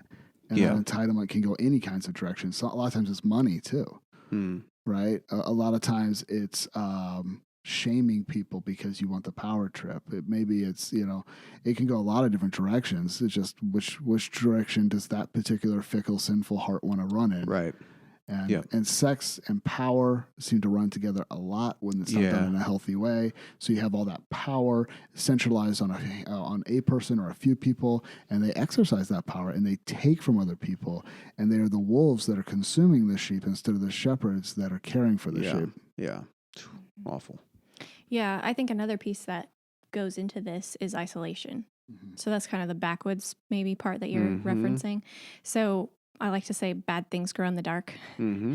So when you are isolated from the rest of civilization or isolated from just good community where there's transparency and people talk about their sin, then it really leaves the door open for evil to just flourish. Yeah. So walking in the light is not going to be common in those circles, right? Like where we confess our sin one to another, and I mean, TJ's mentioned this before. Mason, I'm sure you've heard him, but we don't, at Emmanuel, we think it's absurd for people to be more comfortable being more honest at a bar than at a church. We think you should be as honest, be able to be as honest at church as at a bar. And matter of fact, you should be able to be more honest at church than at a bar. But in most churches, it's not that way. No. It's not even close, because if you're honest, you're shamed. It's like the way the word wisdom is used. So I don't know if in your experience, but anytime in my upbringing when my leaders used the word wise, so this is what's wise. Alcohol is a great example of this. Well, we can't really find anything in the Bible that really says that alcohol is wrong, but a wise Christian won't do it. Right. That's right. Because their opinions has become wisdom, which we need to put just maybe a little under Scripture. Yes. And so it's like that carries that sense of, yeah, we have the Bible, but what we'll do, you know, to be a little bit better Christian. That's right. To improve on God's word, which they would never say. At least most of them won't. A few of them, I guess, have. But is like and in our circles, the word wise was used to kind of convey that this is what you do, even though we can't prove it from the Bible. Oh, okay. Was wise used in your upbringing too a lot? Definitely. Really? Yes. Like the actual word, wise and wisdom? Mm-hmm. Yeah. Oh, fascinating. So there's a little trauma in the book of Proverbs for us. Really? Because we're reading like, the wise son. Really? Yeah. Yeah. Like it was used that much that you sort of have a reaction even now to that word wise and wisdom. Yeah, Yes. it's a struggle. Yeah. Yeah. Wow. We actually struggle with a lot of the Bible and being able to read it without being triggered in our trauma because so much of what we experienced was spiritual abuse. Yeah, there's so many times where I've picked up the Bible and I just look at it and I would just set it back down because it felt like I was holding ashes. I don't know how else to describe it. It just felt like ashes. I felt so dead to me. And I knew better. So what I do is I switch things up. I would switch to audio Bible, things like that, things I didn't do as much as a kid, so I didn't have the same associations. I think you bought a Bible that's really pretty. Yeah. Oh, yeah? The ESV illuminated. Oh, wow. Yeah. So, I want to hear more about spiritual abuse then, but as it relates to this wise and wisdom and kind of using that as a trigger for like one-upping and having their way be done, I'd be curious to hear if you've heard this too, but another way to kind of go about that, I think, is also to pitch the conversation in terms of not so much about what's wrong with alcohol, but what's right about it. Like, don't think of kind of the world in terms of, go ahead and utilize everything and enjoy everything except for what's wrong and evil. Don't touch that. Think of it in terms of don't do anything unless it's overtly, explicitly good, I guess. Yeah. Am I communicating this properly? It's because that particular point, I think you should enjoy everything unless it's wrong. But I mean, I've mostly been taught, why would you do it unless there's a specific, deliberate benefit it's to so it? fear driven. It's like, oh no, we're going to catch a case of the sins. And we might mess up with alcohol. Well, I've messed up with alcohol. I've drank too much. And then I realized, I need to grow. And that actually helped me grow as a Christian. Right. Because I was as I exposed myself to the potential of doing things wrong, I did, because, I do.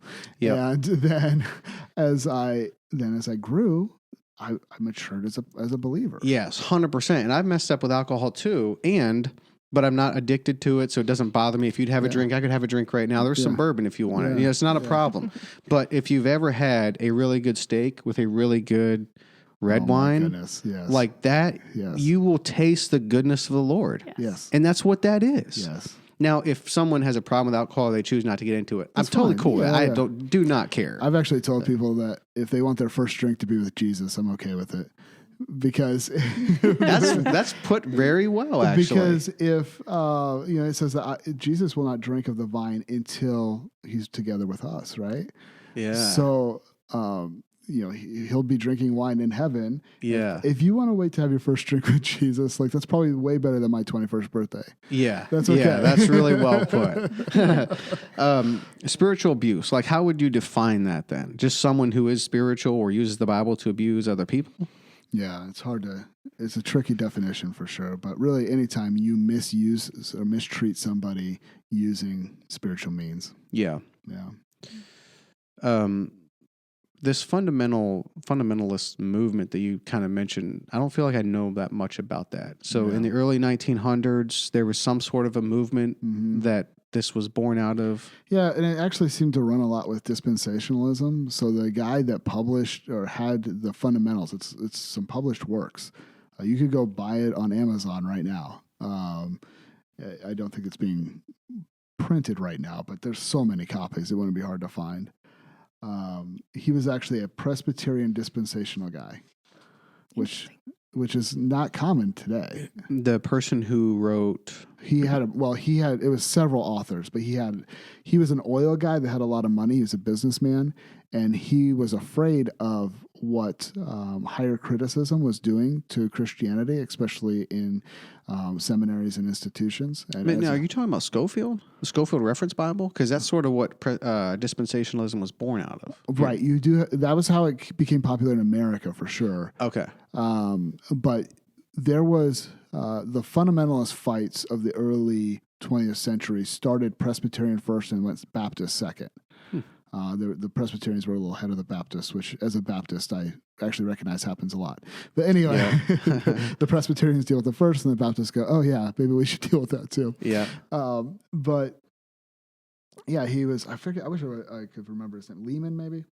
Anyway, he was an oil guy, and he's like, we're losing the faith. And so he had people write about certain topics that were printed, they were published first as standalone articles, and then they were published together in a set of works known as the Fundamentals of the Christian faith. I see. Because their idea is what defines a Christian. But they didn't really cover the things that, like, I don't think Trinity is in there. But they would cover things like the deity of Jesus. So it's kind of like a hit or miss type of thing. And these became so well known that I think it was 1925, and again, I could be off on that, a newspaper article derisively referred to people who hold to the fundamentals as fundamentalists. I see. That's where the term was coined, Okay. and that's where we get the idea of a fundamentalist. Okay. So was the original well and good and then just got carried away, or was it bad all along? I would say that I tend to like with things like the sufficiency of Scripture, for example. Yeah, I believe that. I'm a young Earth creationist, and they were. I tend to agree with that. I don't know if I make quite the same fight about it that they would. But like there's just, it kind of depends. But most of it was stuff that we would consider Orthodox Christianity for the most part. Okay. Yeah. But one issue with it was that it was defining Christianity in a lot of ways by what it wasn't and trying to boil it down. I see. So it kind of, you ended up with this very limited, like, as long as you hold to these things, you're a Christian. I see. Which then kind of morphed through time into as long as you hold these things, you're a Christian, even if it's just on paper. Yeah. And I think that's also where there can be a real opportunity to go wrong, is when you start to hold to some of these secondary things. Like you're a young Earth creationist. Yeah. I would probably go old Earth creation. Sure. And I like you, and we could talk about it. We won't talk about it on this podcast. Am I 100% convinced? No. If I had to guess, like that's... Yeah. But that has zero bearing. Like that's got nothing to do with you as my brother and our belief in Christ. And like, I feel like, I don't know if you would feel this, and maybe it's just more from my context now and in our community and church and so forth, but it kind of feels to me like one of the streams of blessing maybe, or benefits of, Christianity right now, at least in Western Christianity, is I feel like there's a little better understanding. It's coming slowly, and it's, there's definitely some spits and jerks here, but I feel like we're getting a little better in terms of having a category for things of first importance, and things of second importance and third importance, and so forth. Yeah. Like I didn't hear that talked about 30 years ago, 20 years ago. Yeah. Maybe it's just my personal context. I mean, Christian liberties are a thing. Yeah. They're actually a real thing. And we're all going to, I'm pretty sure that God has us all wrong on at least one major thing that we think we're really right on. Yeah. And so that when we get to heaven, we realize, man, we actually were idiots, and the Lord was the good one. And He actually helped us. Yeah, totally agree. Yeah. She passed the Bible. Gospel... I'm going to maybe somewhat slightly change the topic. So let's dig into what you've got there, Rachel. I just want to talk about gospel safety time, because I think that's important. Yeah. Actually, that's something we totally jacked from your church. Oh yeah? Oh yeah. We have t-shirts. No way. We printed gospel safety time T-shirts. Oh, Half cool. our church is wearing this stinking T-shirt on Sunday morning. No way. Yeah, we get. Oh, yeah. that's cool. The Yeah, yeah. church, or it's you guys? Like No, it's part of Control no, Freak, or it's the church? No. I hate conformity, so I'm too much of a hipster to actually wear the shirt. Okay. But yes, the church, most of the people in the church have the gospel safety time Oh, T-shirts. very cool. Our Yes. pastor's preaching it all the time. Yeah. Really? Yeah. That's great. huge for us. Well, I think yeah. that came from Ray, so it's not Yes. like Yeah. And Tony was here, so Oh, it's totally Yeah, it was not trademarked, right, Mason? As far as we know. I hope not, because we're printing T-shirts right now. He put it out on not together for the Gospel Coalition. I mean, there's a video of it. Ray has a video on the Gospel He wants Coalition. it out there everywhere, just like Yeah, gospel culture. yeah, Yeah. Well, it's just like truth. I mean, it's not supposed to be trademarked, right? So gospel safety time. Yeah. Yeah, so we were actually driving on the way over and listening to the audio Bible, and this verse just really stuck out to me. It's 1 Corinthians 4:6, and it says, I have applied all these things to myself and Apollos for your benefit, brothers, that you may learn by us not to go beyond what is written, that none of you may be puffed up in favor of one against another. And I think that really just sums up the problem with the authoritarian fundamentalist attitude is, well, the Bible may not say this, but it's the wise thing to do. Yes. And therefore I feel better than you. We're the enlightened ones. Yes, exactly. But also in that book is verses about people who use their authority to like damage little children, basically. And that's probably not just talking about 0 to 12-year-olds. You know what I mean? Like this could be a 30-year-old child in the faith, if you will. And how it'd be better for them to have basically a few concrete blocks tied around their feet and dropped into the ocean. Yeah. So how are they not reading those verses, or do they not think they are doing that? Well, all you have to do is define everyone else as a bad guy and you as a good guy, and you're set. That's all you gotta do. Mm-hmm. And then that's just about somebody else. Yeah. And unfortunately, it's that simple. Yep. And it's that common. Yeah. But yeah, that's all it is. How do you, all right, so with your experiences and now with being kind of in this space, what are triggers? Like what are warning signs warning signs that you would notice? Conformity, like unity is one thing. Unity is where we have Jesus in common, and it's such a big deal that it dwarfs things like old earth versus new, young earth creationists, or it dwarfs things like political views. Like if you because Jesus is such a big deal, that's unity. And you can have different tastes, you can have different clothing styles, you can have your speech patterns can be wildly different. You can do a lot of things, but have Jesus in common. But conformity is we have to look alike. So a lot of the homeschooling circles, they would go through these phases of prairie dresses, or then a more elegant version. You would know better than me. So they would go through these different phases of different styles of clothing, especially the women. I grew up with camo pants because I was that homeschool kid. Okay. It's unfortunate, but like because conformity is important. And you have to look the same because there's not confidence in the unity we have in Jesus. We have to look the same to feel like we're together. So for you, that's how you're defining conformity is the looking. So I'm hearing you put kind of an emphasis on the looking, The aesthetic part, yes, the yeah. aesthetics, Yeah. what we wear, how we dress, that type of a How thing. we sound. Sure. Okay, so it's going to go beyond that. It's our vocabulary, it's the books we're reading, it's all of those things. Even So theology. conformity. Okay. Yeah, because Rachel, I'm just going to out you here. Yeah, go ahead. Grew up with like a theonomic reconstructionist view of the world. And so, What's that? It's okay. So Reconstructionism is like the umbrella, Okay. and underneath it were about 5 different beliefs. So you would call yourself a Reconstructionist if you believe these 5 things. And they were Calvinism, postmillennialism, that's eschatology, presuppositional apologetics, theonomy was one, and then what's the fifth one? covenantalism. So having a covenantal perspective on the Bible as opposed to dispensationalism. And what's theonomy? What does that So mean? yeah, theonomy was definitely the most extreme of those that I just mentioned. And theonomy was the idea that, theonomy is a compilation of 2 Greek words, theo and nomos, God and law. So it's basically God's law, which we all would agree with on the surface. God's law is a good thing.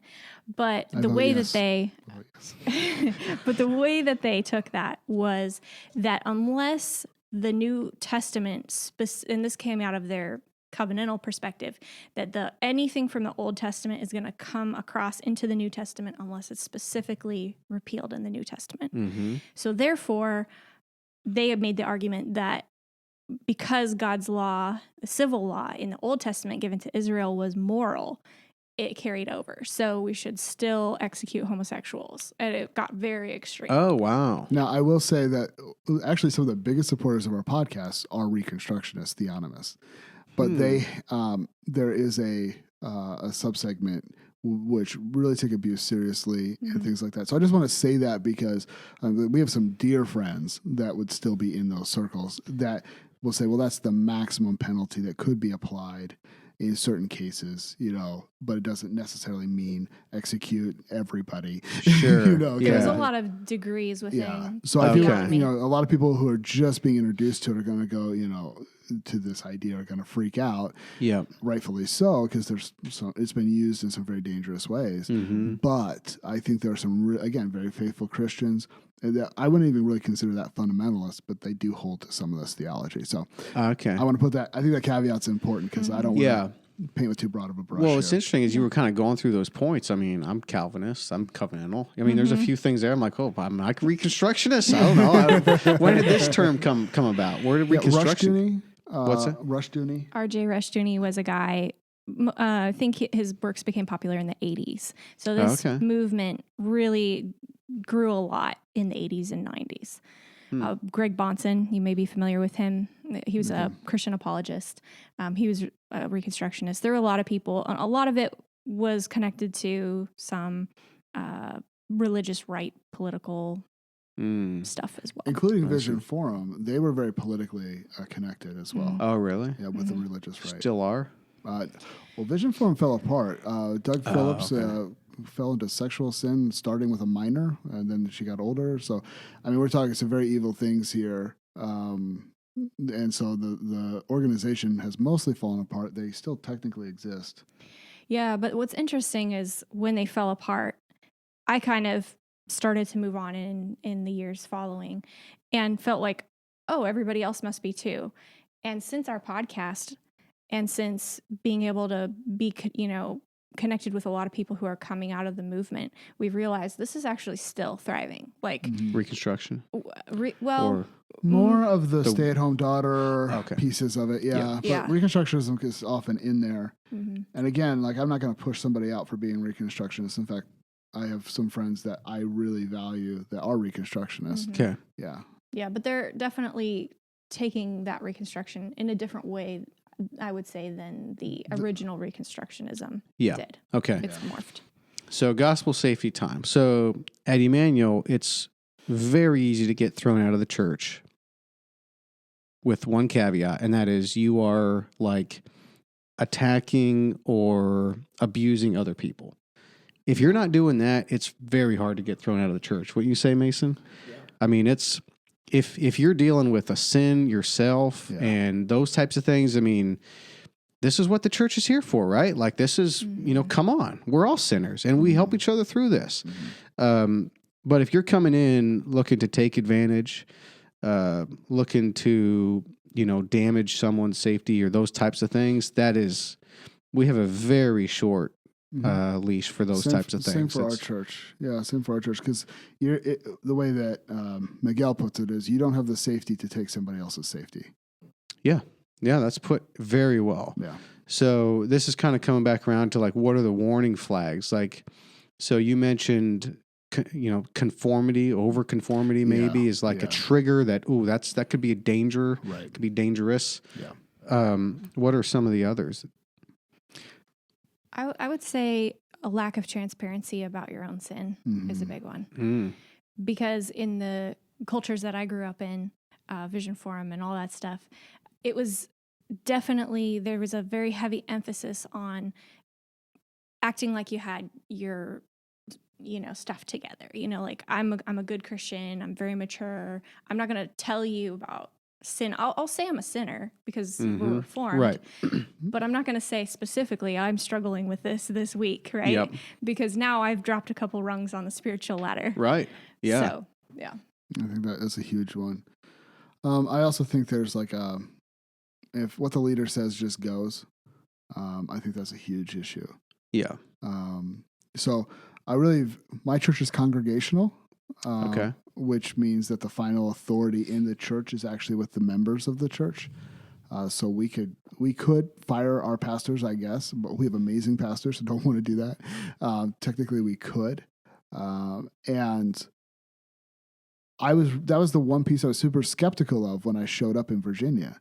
It's like, I know they're good people, but I don't know about this congregationalism piece. Like, it just sounds like a New England town meeting where you're, arguing things out, and whoever gets the majority wins. It's a stupid popularity contest with terrible politics.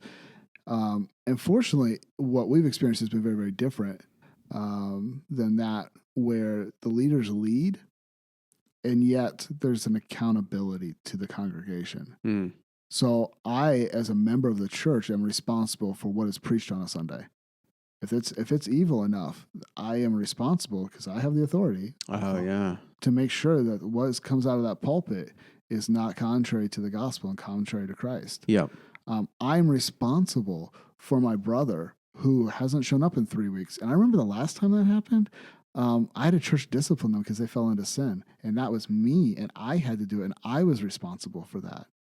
And so I really like that model of church polity because it's much more open than most, and it gives people that just would be just showing up to church. So I'm like, oh, this is happening here. So there's a little less fantasy of how awesome our church is because we've been the sins are open enough that we can realize, man, we really just need God's grace here. Yeah. Do you have elders? We have elders. Okay, so it's an elder-led congregational church. Yeah, so we would say elder-led congregation rule. Okay, Gotcha. Is the way we would put that. Yep. Yeah. I feel like, back to warning signs, I feel like you can get a pretty good read on someone pretty quickly by looking in their eyes. You know what I mean? Okay. Yeah. Like they say the eyes are the windows to the soul. And I was listening to a podcast a couple weeks ago where there was a neuroscience talking on someone's podcast, and he was actually saying that your eyes aren't connected to your brain. Your eyes are actually part of your brain. They're the only part of your brain that's not like within your skull. And so after hearing that, I'm like, yeah, interesting. I don't know if he's right or wrong, but he was a neuroscience.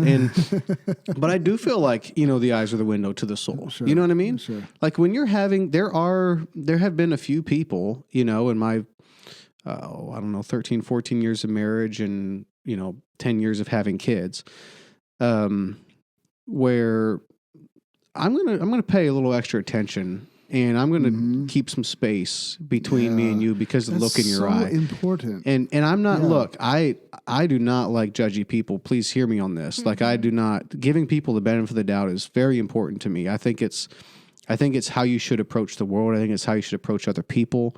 I know we all have a sin nature, but look, giving people the benefit of the doubt I just think that's key. I mean, that's just a good way to go about things. Not be naive, but this is interesting because you guys might be hearing me talking about, dude, I don't know what you're saying about giving people the benefit of the doubt. That sounds crazy. You know what I mean? Like, your upbringing is different than mine. So maybe we have a different view on that. However, that's kind of neither here nor there, but like, I just feel like you can get a pretty good read on someone in a 3-minute conversation. Even like, are they looking at you? Yeah. Where are they looking? What is the looking? I feel like you can really get a read on someone relatively quickly. Well, different people have different levels of discernment, and I tend to trust my gut a lot. It's actually been super helpful for me. I think you tend to be the same way. That intuition just seems to be spot on. I think it's a gift from God, but it's not perfect. Yeah. And that's the thing, like, let's use the gifts God's given us. And if you've got a good intuition or a good gut about people, then use it. That's great. Yeah. And I do think a lot of times in Christianity, the idea of grace means we ignore all the warning signs and we let the monster molest our children. Yes. And that's a really horrible misuse of grace. Yep. And so that's that's monstrous. That's horrible. Yes. And it's such a neglect of our responsibilities. But some people really just don't have any discernment. Yeah. And we are all given gifts to different abilities. Mm-hmm. And my own discernment has missed on people. Mm-hmm. I've missed the mark. There's people I didn't trust that turned out to be very trustworthy. Mm-hmm. There's people I did trust that turned out to not be trustworthy. Yeah. So it's not a 100% thing. But yeah, I think if you get a creepy vibe, you should pay attention to that, because God's given you that kind of ability to feel a creepy vibe and try to figure things out from there. Agreed. And narcissism, I think, is I don't know if that goes without saying, but that's a huge red flag. Mm-hmm. If someone's super consumed with themselves, it's like, dude, I don't know what you're trying to do.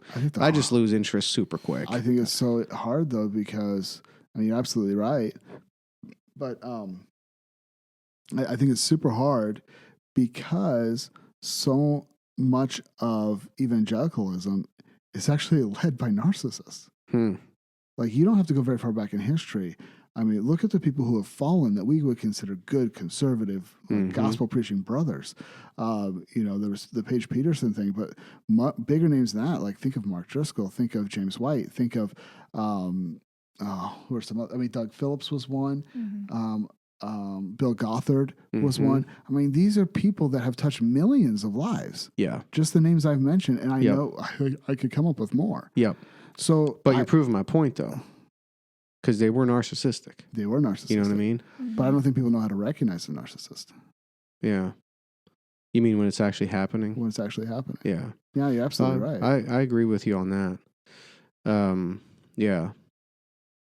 Because if the people you look up to end up acting in these, and to varying degrees, the men I mentioned, there's varying degrees of what went wrong. Yes. And the other thing that's difficult with the narcissism thing too is, like, you would maybe pick up on that very quickly if you worked for them, and you would have no clue if you were just listening to, say, a Mark Driscoll sermon across a podcast, which I don't know a lot of those other names that you mentioned. But the Driscoll thing, I haven't kept up much. I hope there's some redemption there, because he's in Phoenix now, starting another church, and so giving people the benefit of the doubt. Has he learned some lessons and changed? I don't know. Yeah, hopefully, yeah. I guess hopefully for all those guys. He was really influential for me. I was listening to him when I was in the Navy. Really? Yeah, and I listened to him and Paul Washer. Which are two very different voices. Yeah. Apparently, I just like to be yelled at. Yeah. And they both, I'm really grateful. They both kind of kept me from the dangers of the other. The Lord was gracious. And then when I was able to be a part of a local church, I just kind of, tied in there and listened a lot less. But yeah, very grateful actually for a lot of his ministry. Very helpful. Same. All right. So you have 3 siblings. Your sister's younger. Yes. And then the other brothers. Yes. Or are they older, or where do they so fall? I'm the oldest. Okay. My sister's third in line. Okay. And the other 2 just fill in with brothers. Okay. So you were the oldest son. Yes. In a family where your dad molested your sister. Yes. And you didn't know about this growing up? No. And what age were you when you found out about this? So you found out about how much of it, when I was 18, I heard a version of the story, and I think I was, 2012, if I can basically remember, that's 28, when I heard the truth of what actually happened. Okay. Do you have thoughts of killing your dad, making an accident happen? This must be, I guess I want to say, how do you come back from something like this? I can understand the pressure that you're in. You're the oldest son. Yeah.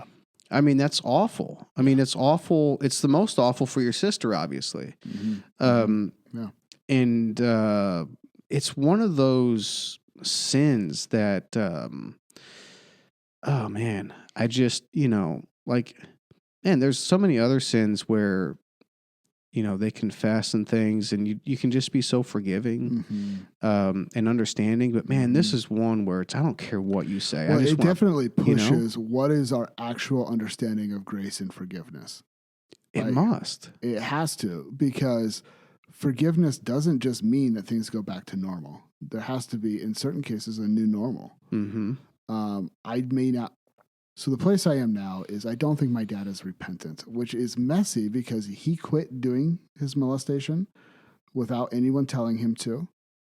And he apologized and they just tried to move on. When you were 28, he apologized? No, he did this like before, like I probably would have been roughly 16 because that's when the abuse was happening, when I was about 16.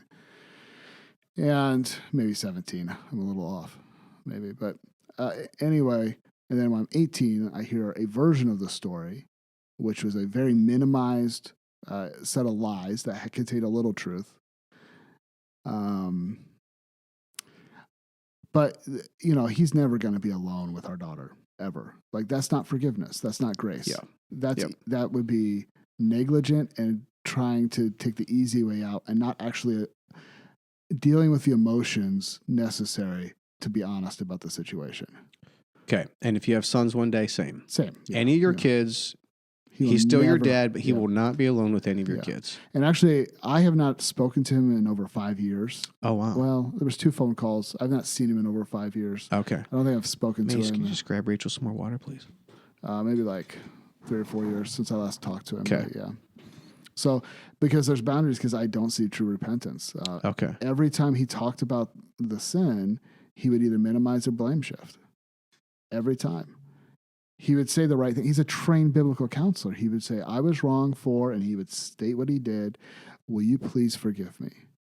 And he would, or he would say like for what I did or for my sin.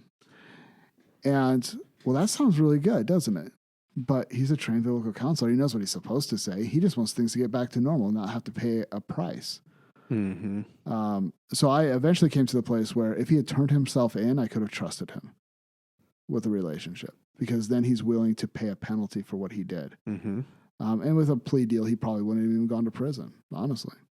We would have been fine with that. He doesn't, we're not pushing for him to, be raped in prison or anything like this. But, for everything you're talking about how hard it was really hard. That wasn't the hardest thing. The hardest thing was we tried to offer grace and he rejected it. We tried to put a hand out and say, we'll be willing to move past this if you deal with it directly, and he wouldn't. Why wouldn't he? Because of the definition of dealing with this directly? The things that you asked of him to do as part of that he didn't want to do? Back then, I didn't even do that. I hadn't even pushed that hard. It was really just be honest and stop blame shifting. Apparently, he was unhappy with his sex life with my mom. And his rationale was, well, if my wife doesn't know how to enjoy herself, at no point did he think he was part of the problem here. If my wife can't enjoy herself, then how can she teach my daughter how she should enjoy herself in her future marriage? So I'll teach her. Oh, shit. Man, that's awful. Yeah. So you can see pride and arrogance. Here's the thing. The molestation, that is a fruit. That's not even the root. It's the pride. It's the unwillingness. It was it's heavy. It was the unwillingness to admit his own, the core of his own evil, blame shifting onto my mom.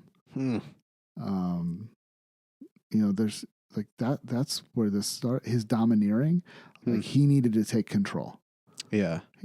We haven't really been as public about the abuse he did to the rest of us. There's more physical and verbal abuse and the whole deal. Spiritual abuse. The way he worked us, I think, was actually evil. Oh, really? We built a 5,000 square foot home as a family. Oh, wow. And I was the oldest son. I was probably 11 years old, 11, 12 years old for most of this. And that was my entire life. It was my entire world. That's all I did. I was homeschooled, so it was part of my homeschooling. Ah, okay. Yeah. So, just there's so many different layers to this. The physical abuse, there was some of that.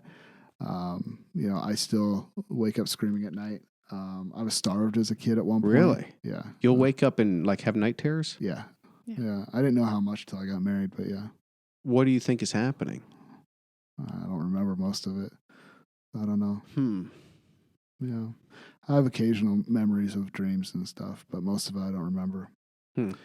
I actually, I was starved for a time as a punishment. If a man does not work, he shall not eat. I wasn't getting schoolwork done on time. So oh, no. I think I lost 20, I want to say 28 pounds, 26 pounds. I could be a little off as a 13-year-old. in a month. Oh no! Yeah. Oh, that's an awful time to be starving a boy. Yeah, 13 years I old. was 13 years old. Yeah. Wow. And, to this day, like sometimes I have trouble sleeping, and I'll go out and I'll eat a little something, and then I can go to sleep. So Really? I can't sleep unless I eat something, Hmm. because again, my body's just like there's like long term Yeah. stuff. So it's like the molestation was huge. Like that's the clear piece, Mm-hmm. and the fact he wouldn't deal directly with that meant we didn't even get into the rest. I see.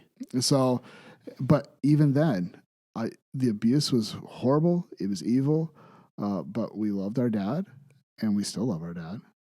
And if he were to repent, it'd be a very slow process. But I would, by God's grace, be willing to rebuild. So again, very slowly, not a lot of trust. Too many things have been lied about to do it quickly. But he just is like he just makes himself the victim in his own mind.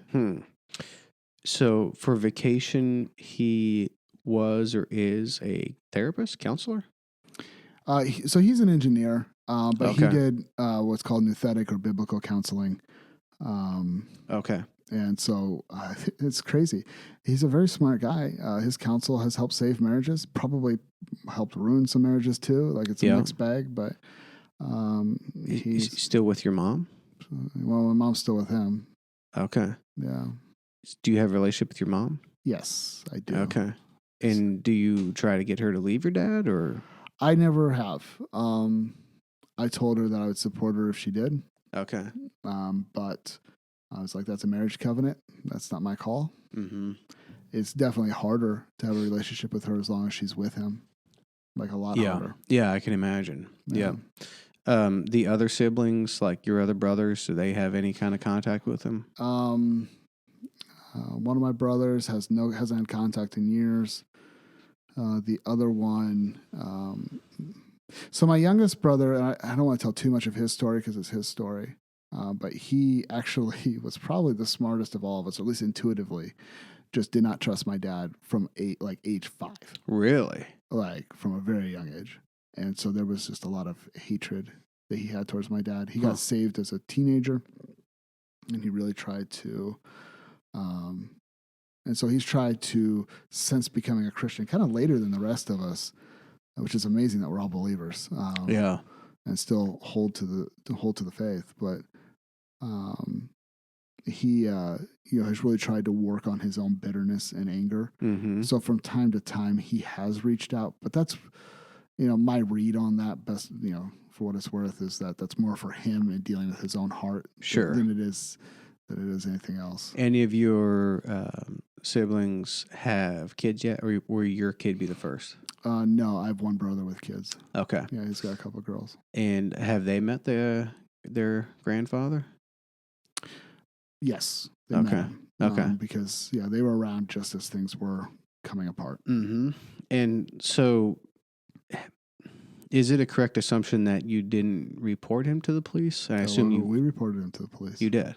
Yeah.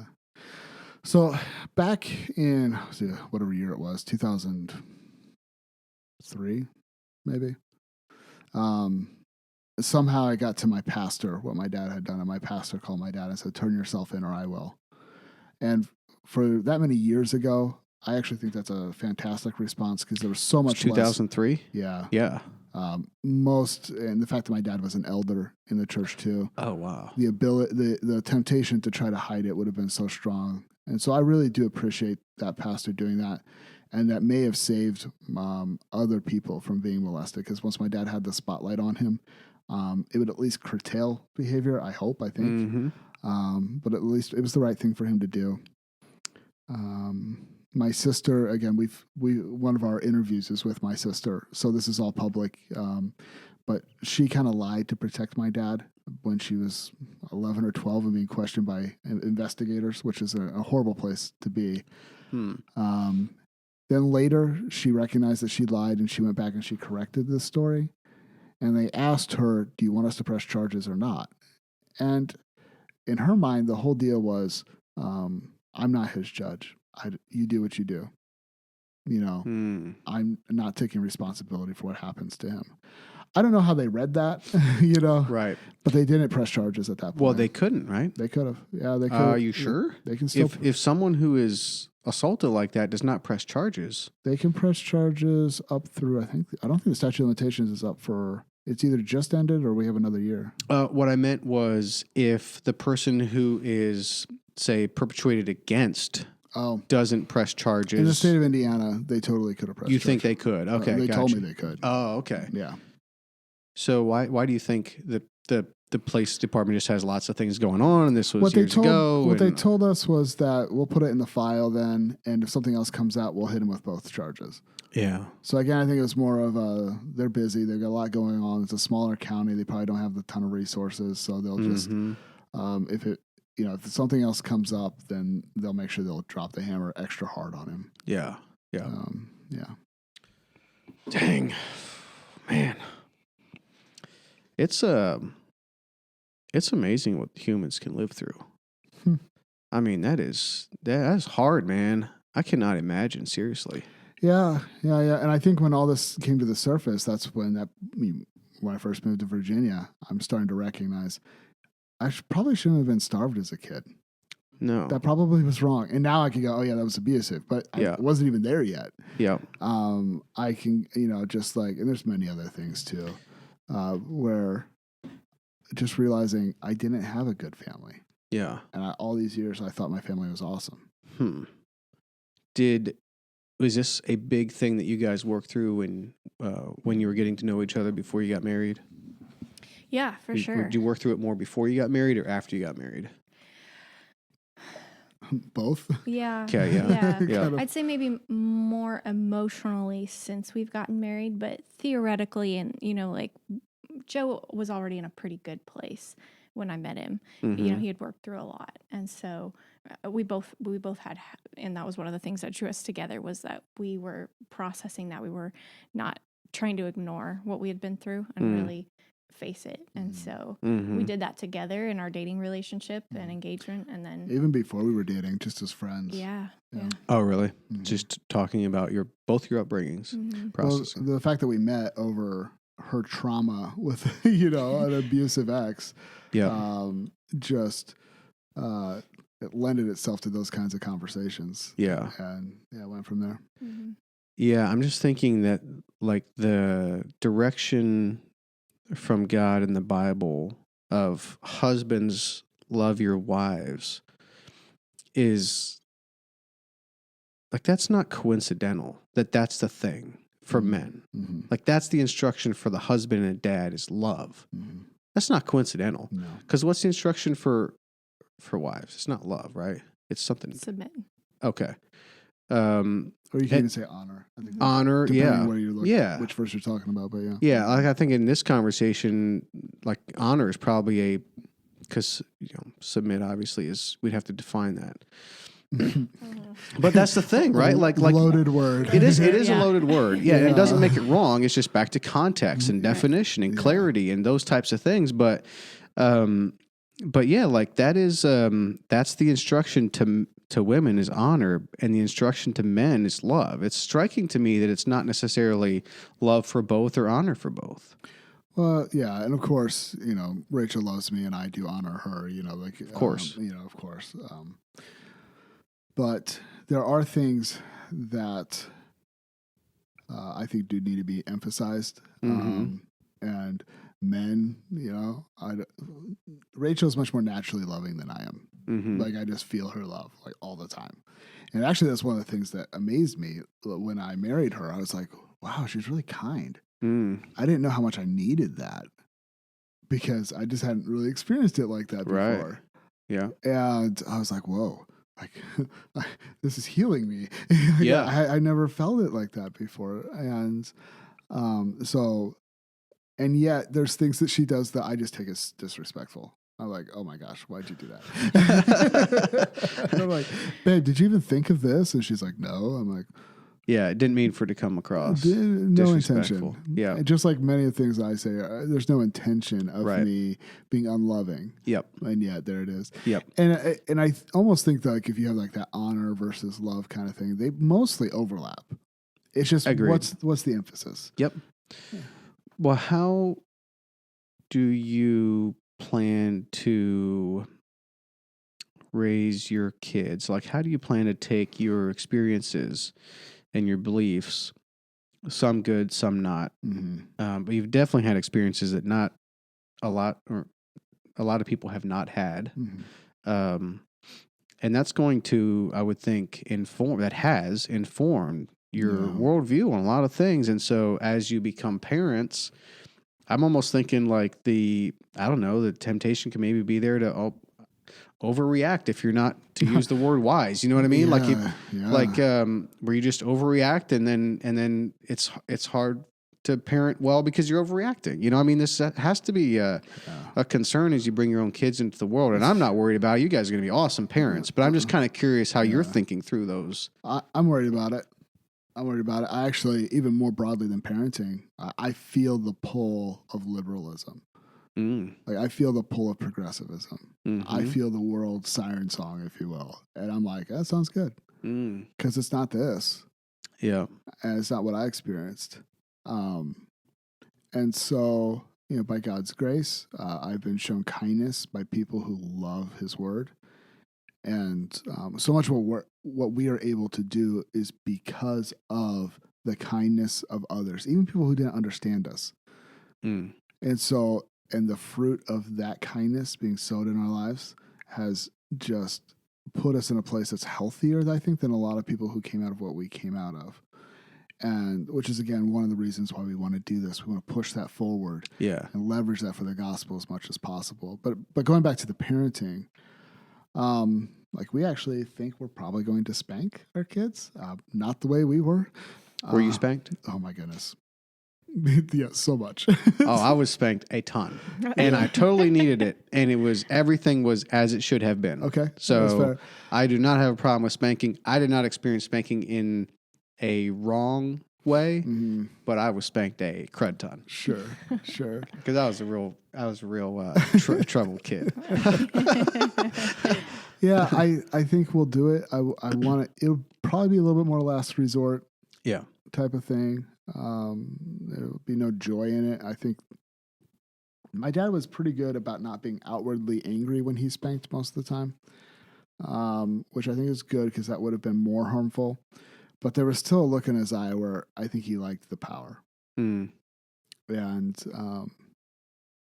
what is it Jesus says? Don't lord it over one another like the Gentiles do. Right. That's actually been a very important verse to us because I think what people assume about authority is from the Gentiles, is from the nations, is from the world.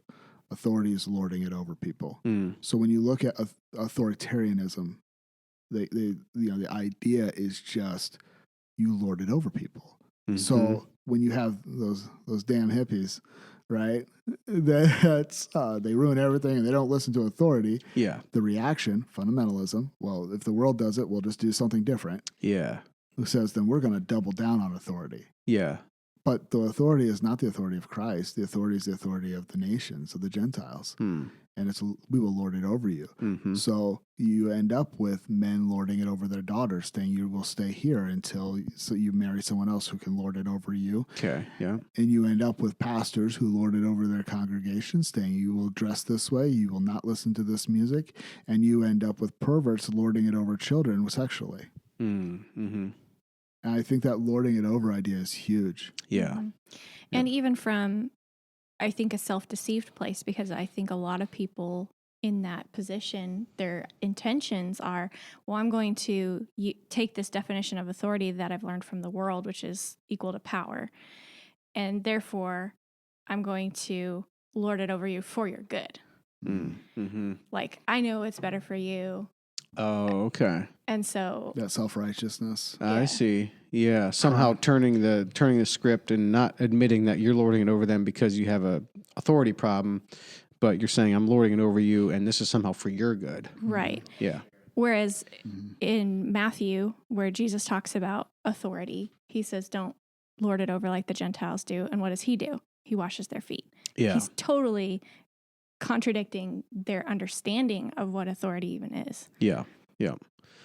How about homeschooling? So one question I have, I wasn't homeschooled, but I mean, I had some friends that were, and they're great.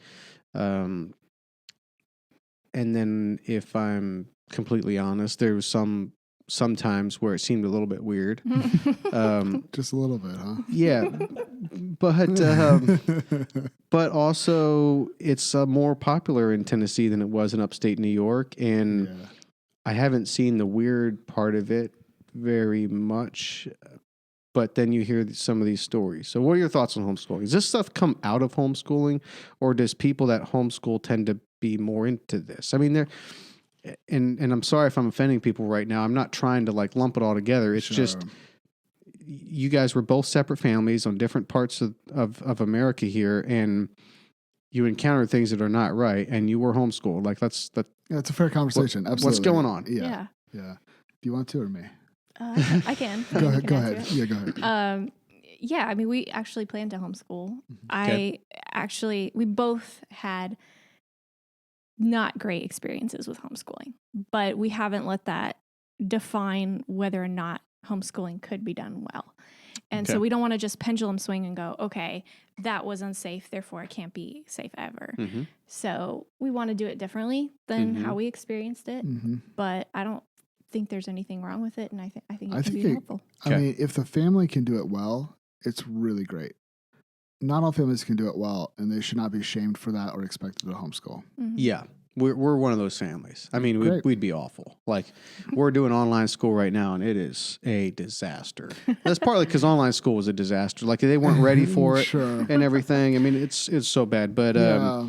but like, it's not. I don't want to like be at home teaching my kids school, and Marianne is just not her jam. Yeah. And so it's not. So we would make a terrible homeschool family. Yeah. But there's a lot of great ones. So anytime you give freedom, people will misuse it. That's just a fact of a sinful world. And the freedom of homeschooling is awesome. I think you can do some really incredible things with that freedom.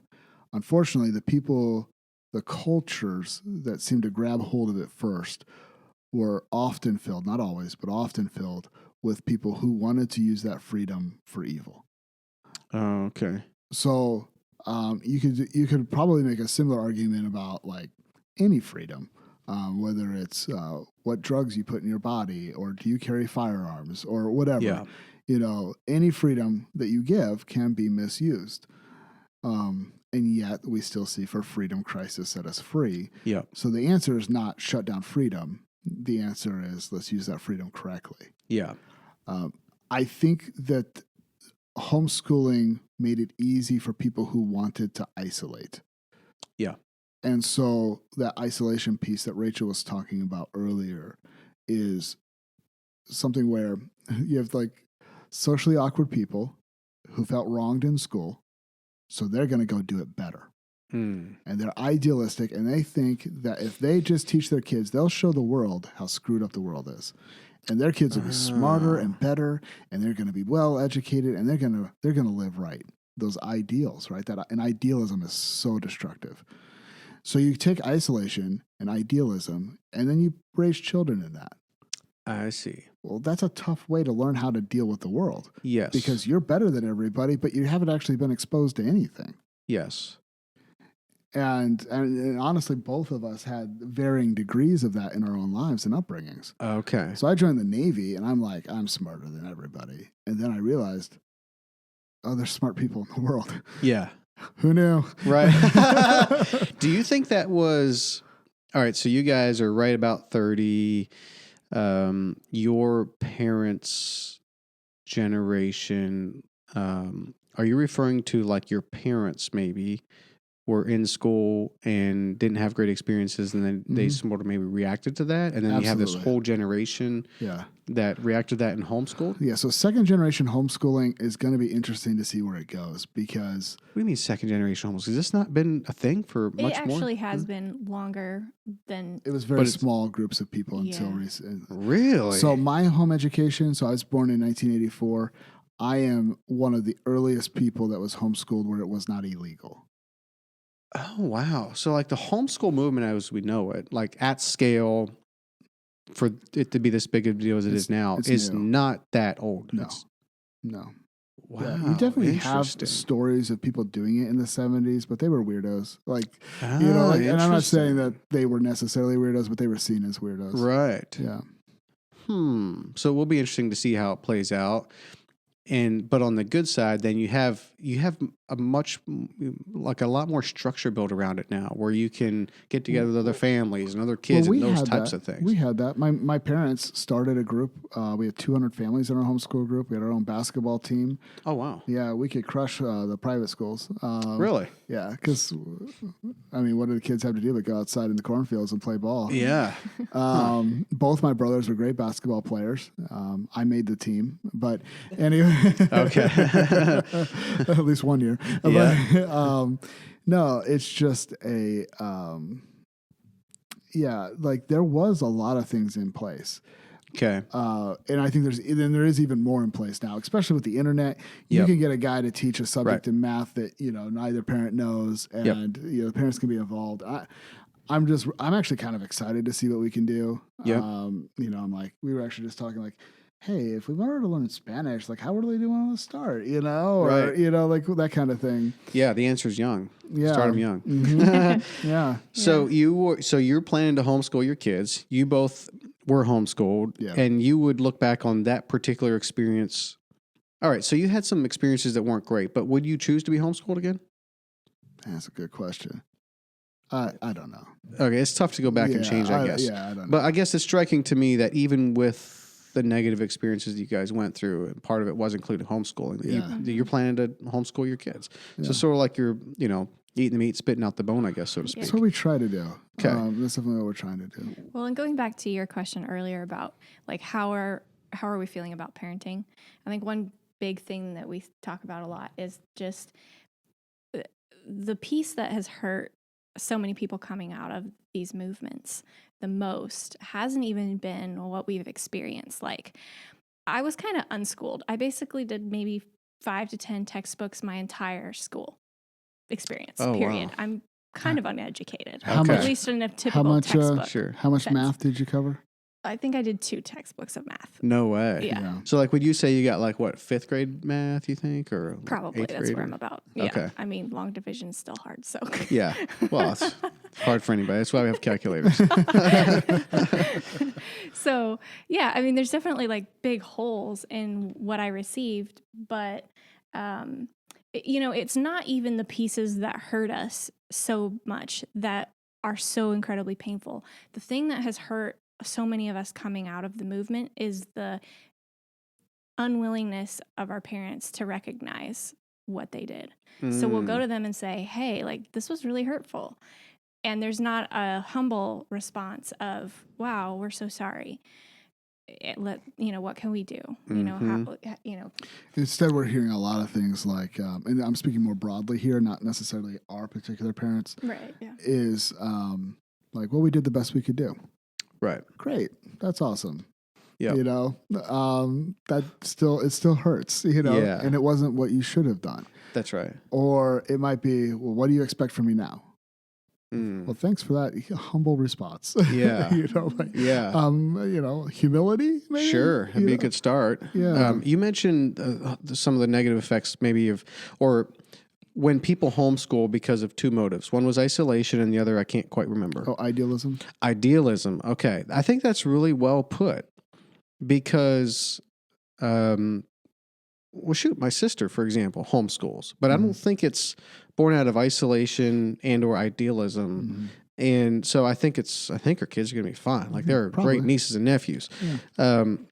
But I think that's where it goes wrong. Like that's put succinctly, like more succinct than I've heard before. And I think that makes total sense. To the isolation point though, and this is where this is a concern for online school right now. And probably not a lot of people are thinking about this, but school is a place where you find out about domestic abuse. Mm-hmm. It is. You can argue it whatever way. It is that way. And since March of 2020, the amount of domestic abuses being reported in this country are down 26%. Because schools Now- aren't catching it, probably. Exactly. Right. Now, do you think domestic abuse is down? Probably not. I'd Do you think actually guess domestic up. abuse is up with the Yeah. coronavirus and everyone staying at home? I mean, we know divorces are up and all of these types of things too. I have to imagine domestic abuse is up. But you have this mechanism in our society that is no longer in place, and that mechanism is schools for kids, generally speaking, ages 5 or 6 to their can beat their dad to crap if he tries to abuse them. You know what I mean? Like in that period of life, we have this thing called school. When you send your kids there every day for most of the day and they come home again. And, right or wrong, you can homeschool if you want, but like that mechanism is not in place right now in a lot of, at least in cities. And so domestic abuse cases are way down. And it's not because abuse is down, it's just because that mechanism isn't in place right now. And so it seems to me, with your mentioning of isolation and that statistic, that maybe one of the things that I guess I mean, this is not advice to homeschoolers, but one of the things where if you are going to homeschool your kids or have others, like, I don't know, building some, I hate the word accountability, so that's not the right word. And obviously this is not a concern for like 99 out of 100 homeschool parents, but you don't have that interaction every day, all day, where you might pick up on a dad who's beating the crap out of his kids. I think one thing we can do is, as local churches, get involved in people's lives. Right. And is that going to catch everything? No. Will stories like mine still happen? Yeah. And have stories like mine happen since probably, shortly after the flood, probably. Yeah. And worse stories. Yep. Way worse. But if we can, again, this is where I go to even like things like church discipline. I think churches have to be open with their church discipline. Maybe not get through every detail, like all the nitty gritty, you don't need all that, but just like even categories. I do the same thing with like guys where I'm their accountability for porn, and they'll go, I watched porn, and I'll go, what category of porn? Was it violent? Was it homosexual? Was it transgender? Was it children? Or was it, was it still evil, but just regular porn? So you want to get specifics. I need specifics. I don't want to know details. Right. I don't want pictures. Yep. Similar, I think, with church discipline. I don't think it's just enough to go, this person's no longer in the church. I actually think the congregation itself needs to wrestle with the sin, because the book of 1 Corinthians was written to the church of Corinth, and they were commanded to carry out a church discipline for a sin that was happening in their midst. And that forces that church to have to grow. And then in 2 Corinthians, the man appears to repent, if I'm reading that correctly. And then the church has to grow through, how do you reconnect with someone who's repented of their sin? Well, that's something that congregations need to wrestle with, because if they don't, they never grow. And so it's not a part of the atmosphere of the church to know how to deal with or even identify sins. Yeah. And then it's really easy to think that happens out there. Right. Whereas if you're recognizing, every couple years we're having a sexual abuse case. Yes. Now it's a lot harder to say that's just out there. Yeah. And that's us obeying the command to purge the evil in our midst. Yep. Totally. So what would be like a touchdown for your podcast? Like, what's the win? What's the goal? Like, what would be the ultimate? Yeah. In some ways, we've already had touchdowns. I believe it. Yeah. We've definitely seen some people get out of some pretty bad situations. And it Really? seems like, yeah. Like they started listening to your podcast, or they got in touch with you somehow, or? So there's kind of two pieces. There's our podcast, and then because I was kind of well known in those circles, Okay. when I came out of it, that has caused a lot of girls specifically to question that, because I was so vocal in supporting that stuff, and now I'm not that anymore. Yes, there's definitely some groups of people. So yeah, those two pieces kind of together have actually enabled us to have what I think is our more important ministry To people. to actually helping people get out of situations like that, and to help them grow in community. So we bring a lot of people to our church to grow and heal. So you know that conversation we had earlier about moving for church, that's a big thing. That people we were doing that. Oh yeah. We're well over double digits now of people who have moved to our church from different areas, very different backgrounds. Some of it for this reason, some for very different reasons. But yeah. Wow. Yeah. That is really great. Our church has just been particularly good at embracing people with broken spiritual past, and so Wow. abuse, neglect. Some of it was before we were even as clear as we are now on some of these issues. Okay. But just people needing community was all we saw at the front end. But now we're just seeing there's some real sicknesses in the American church at large that just need to be addressed. Yeah. And I'm sure it varies, but are these people staying with families? Are they renting an apartment? Are they moving there? All of the above? Yeah. Okay. Yeah. We've had about 5 people stay with us. So Wow. we have 2 people living with us right now. Really? Yeah. And they're there for this reason, Mm-hmm. to heal, and Yeah. and might they stay? If depends, or they might move. I mean, we don't have a timetable. Yeah. I mean, we'll just keep playing it by ear and figure it out. Hmm. House is kind of small. Hmm. It's getting real crowded quick. Right. Got a kid Yeah. coming. Yeah. Yeah. Well, that's great that you have that ministry, that people are moving. I mean, that's what I was talking about, Yeah. and it's happening. And so we really want to focus mostly on individual people. The Yeah. podcast is kind of like on the side. And originally our thought was we want to serve our local church first, and then we also do this podcast thing. But I didn't realize how many people we'd be introducing to our local church. And that's been a surprise, a welcome one. Like the Lord's helping people, and that's great. Yeah. And they're messy people, just like we are. Sure. And they've got stories. In fact, one of there's a story of a girl that moved nearby us, and her interview's on our podcast right now. Oh, really? Yeah. Okay. So, and of course, we received a lot of pushback for that Okay. podcast, and people were like, "Well, everything wasn't completely technically right that she said," and I'm like, "Well, that's how she experienced it. Yeah. That's a good start." Is the pushback coming from her home church community Yeah. or family, or Both. Both. Yeah. Okay. It's funny. The family doesn't like the church community, and the church community doesn't like the family anymore. Oh, 'Cause, I see. division, Yeah. all the way around. But so they're all blaming each other, and I'm over here going like, and a lot of the people, like I talked to one of the pastors, and actually I'll be talking to him hopefully again really soon, where I think he actually had done a lot to address a lot of the issues. But there was a subsegment of people in his church still doing some really terrible things and still teaching some terrible things. And that family seemed to be drawn to the most extreme elements of whatever church they went to. Okay. So he's trying to deal with these massive issues on a church-wide level. And, this one little girl just kind of slipped through the cracks and Yeah. just moved on to the next church, and it just got worse Yeah. for her. Hmm. So, I mean, like arranged marriages and the whole deal. Like, Oh, wow. Yeah, like some crazy Huh. stuff. Let me ask you this: with the way you guys grew up, did you experience many converts? Like for someone to be just a regular person living in Washington, living in Seattle, wherever, and then who's a non-believer, but just a regular person, and then to convert and become a part of the church and do the whole deal, that's pretty big commitment. Like same as it would be to convert to a Mennonite church. It's a pretty Right. big. We didn't have many converts. Mm-hmm. Did you guys? In the church I grew up in, I can remember a couple of converts.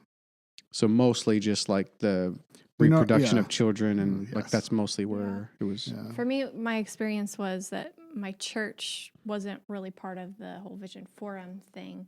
So that was a little different, but Yeah, keep the mic close. Sorry. Thanks, Jill.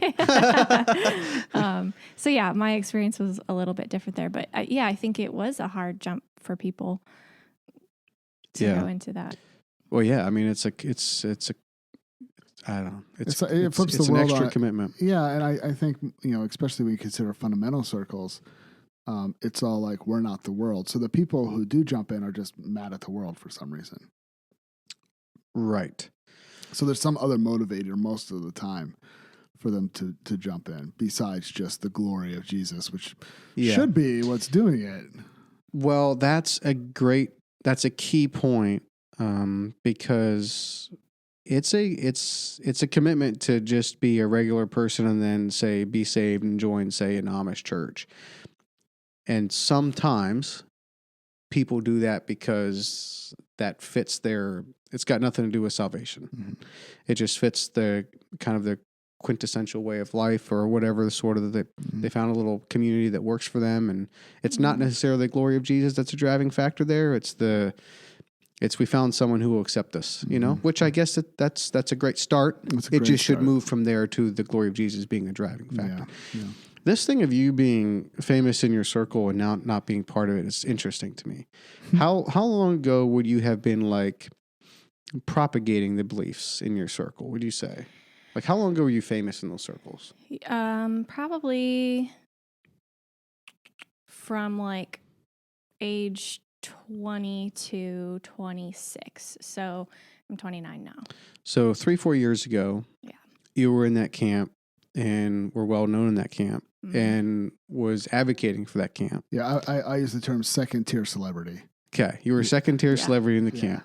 Yeah. But just the idea that you were, advocating for that, and now, how do you think about it now? Like it's all wrong, regret everything you said, or man, there was some things right, but a lot of things wrong.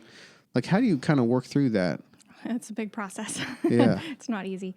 But I would say that there were some good foundational things that I'm grateful that I took from those beliefs. But for the most part, I reject most of it.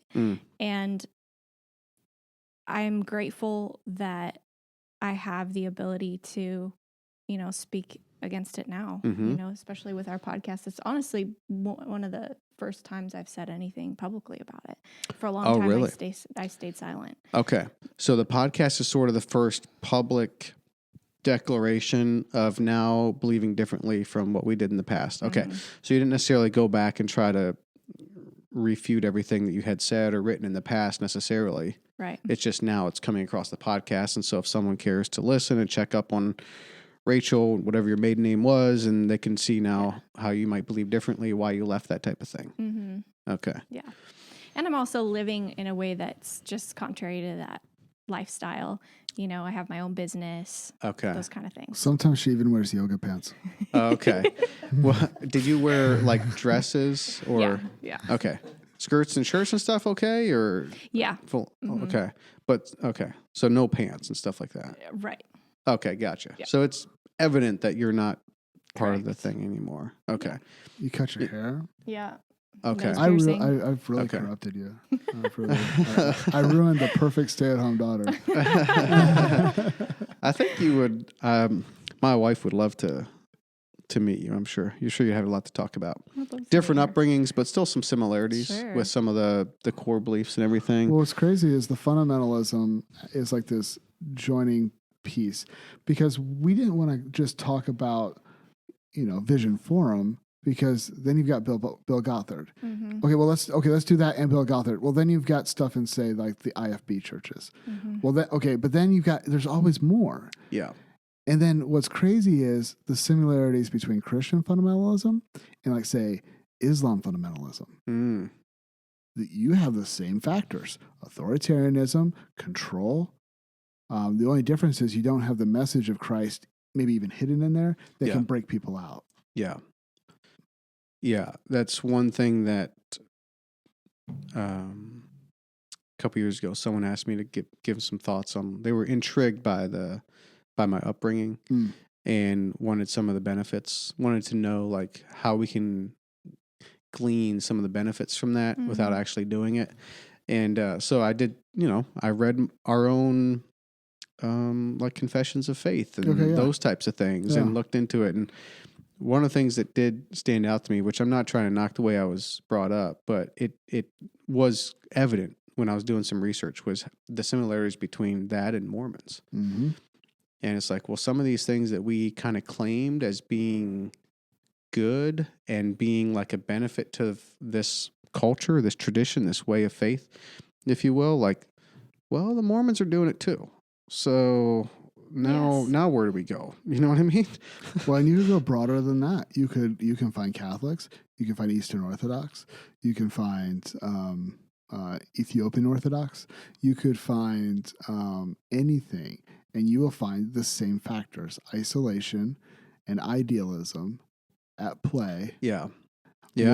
Where suddenly you have control over small groups of people, and it radically transforms their life, and they have a strong sense of belonging, but it is grinding them into the ground at the same time. Yeah. Yeah. What else you want to talk about?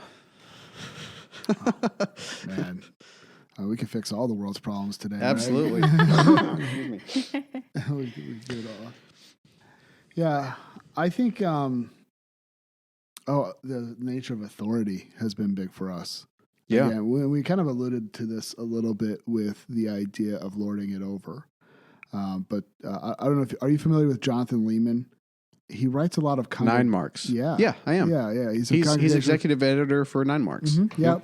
He wrote a book called Don't Fire Your Church Members. And I love the book and I hate the book. And I love the book because he kind of switches tones in the book. So I'm not quite sure what's happening sometimes. Okay. But he's brilliant. Like the man is brilliant. And I don't even always agree with him. Like he asserts in the book that that a church member is an office in the church, like elder or deacon. And I don't know if I'm quite there with him. Okay. But one of the things that was so helpful, literally read this on our honeymoon because we're nerds. You were reading books on your honeymoon? Well, they sat us in different. That's not all we did. That's great. They sat us separately on the plane to Cancun. Oh no! Yeah. Oh man! I'm Was like- it Southwest? I don't know. It wasn't Southwest. Oh, okay. I forget the airline. But a couple in our church were super grateful. We're super grateful to them. They paid for a honeymoon in Cancun, which is amazing. Wow, that's Because wonderful. we were just going to get an Airbnb somewhere Yeah. because we're low maintenance. Yeah. But it was amazing. And you've never been to actually, neither of us been to Mexico before. Very cool. So it was really great. And we're sitting at different spots on the plane. And I'm like, well, that sucks. So I start reading. Yep. And I'm reading a book on church polity because that's just the kind of nerd that I am. Mm-hmm. And I am congregational and I agree with most of it. But again, I'm trying to just go through it and test my own thinking. But he broke down authority into 2 parts: the authority of command and the authority of counsel. And so he goes, there are some kinds of authority that have the authority of command, say a police officer. Stop, or he might shoot you, you might have like the boss at your job or something like that, authority of command. But most authority is actually the authority of counsel. So like think of a doctor or a psychologist. They have authority in their fields, and it's probably a good idea to listen to them, but it's still the authority of counsel. You don't have to listen to them. Yeah. It's self-enforcing. And I just grew up assuming, going from a fundamentalist upbringing to the military, I grew up assuming that all authority has an enforcement mechanism. Yeah. But it doesn't. Yeah. And he goes on to say, husbands to wives, there's authority, but it's authority of counsel, not authority of command. Yeah, that's interesting. It's super that makes helpful. a lot of sense. Yes. Yeah, it's very helpful. Parents of older children would have the authority of counsel. Mm-hmm. Parents of younger children would have authority of command. Yes. When do you switch and how do you switch? Well, that's the huge debate. But anyway, it probably family to family is going to, and kid to kid. and kid to kid is Yep. going to change. Absolutely. Yep.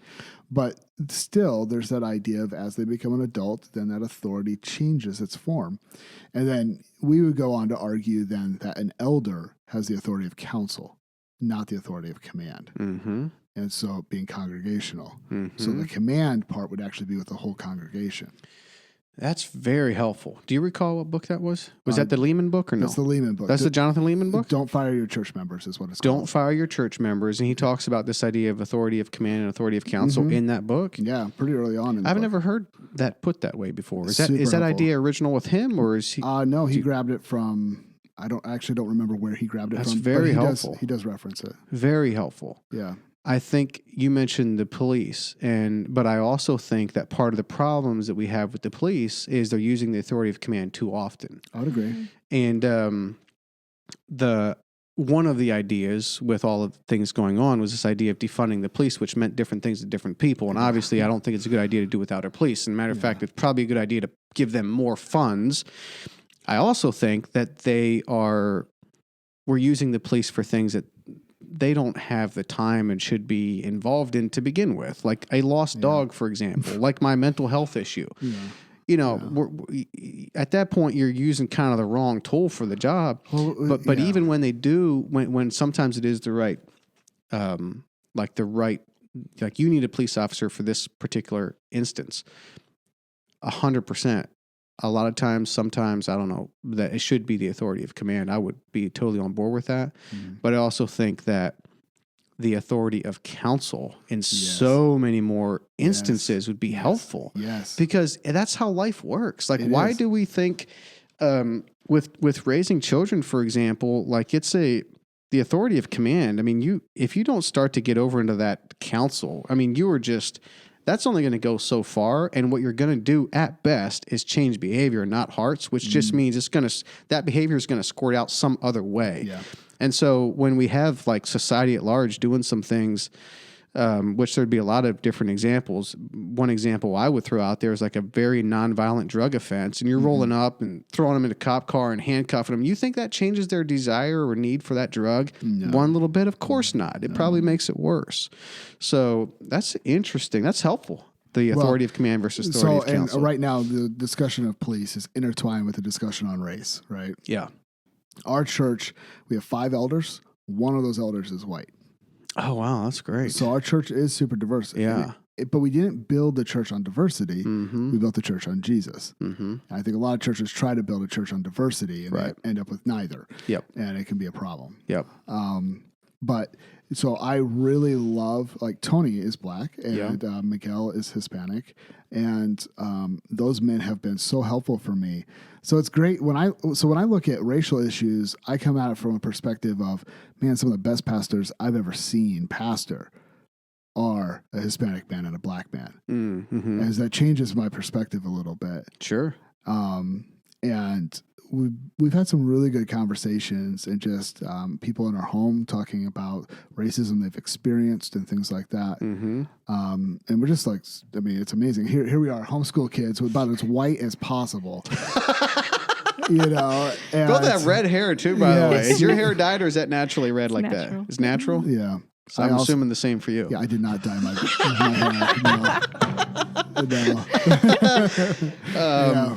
So yeah, that is No, and again, to their credit, it would be really easy for them to just go, well, we're here for black and Hispanic people. Like you white people. And instead, I got shown grace at a church. Of the 3 families that took me in, one was white, one was mixed, Hispanic and white, and the other was black. Yeah.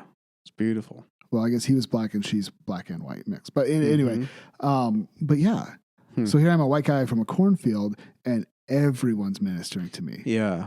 And it would be easy to say, oh, you're majority culture, you have privilege, I'm not going to love you. It's been the humility of the and the serving and the love of minorities that has put me where I am today. Yes. Mm-hmm. How is your church handling everything that's going on race related and just the uproar in society at large? Well, we're still in the middle of it. So we're not done yet. Mm-hmm. I think it's probably the easiest or probably the most important thing to say because there's no church in America that has this handled. There are a lot of conversations, which I think is good.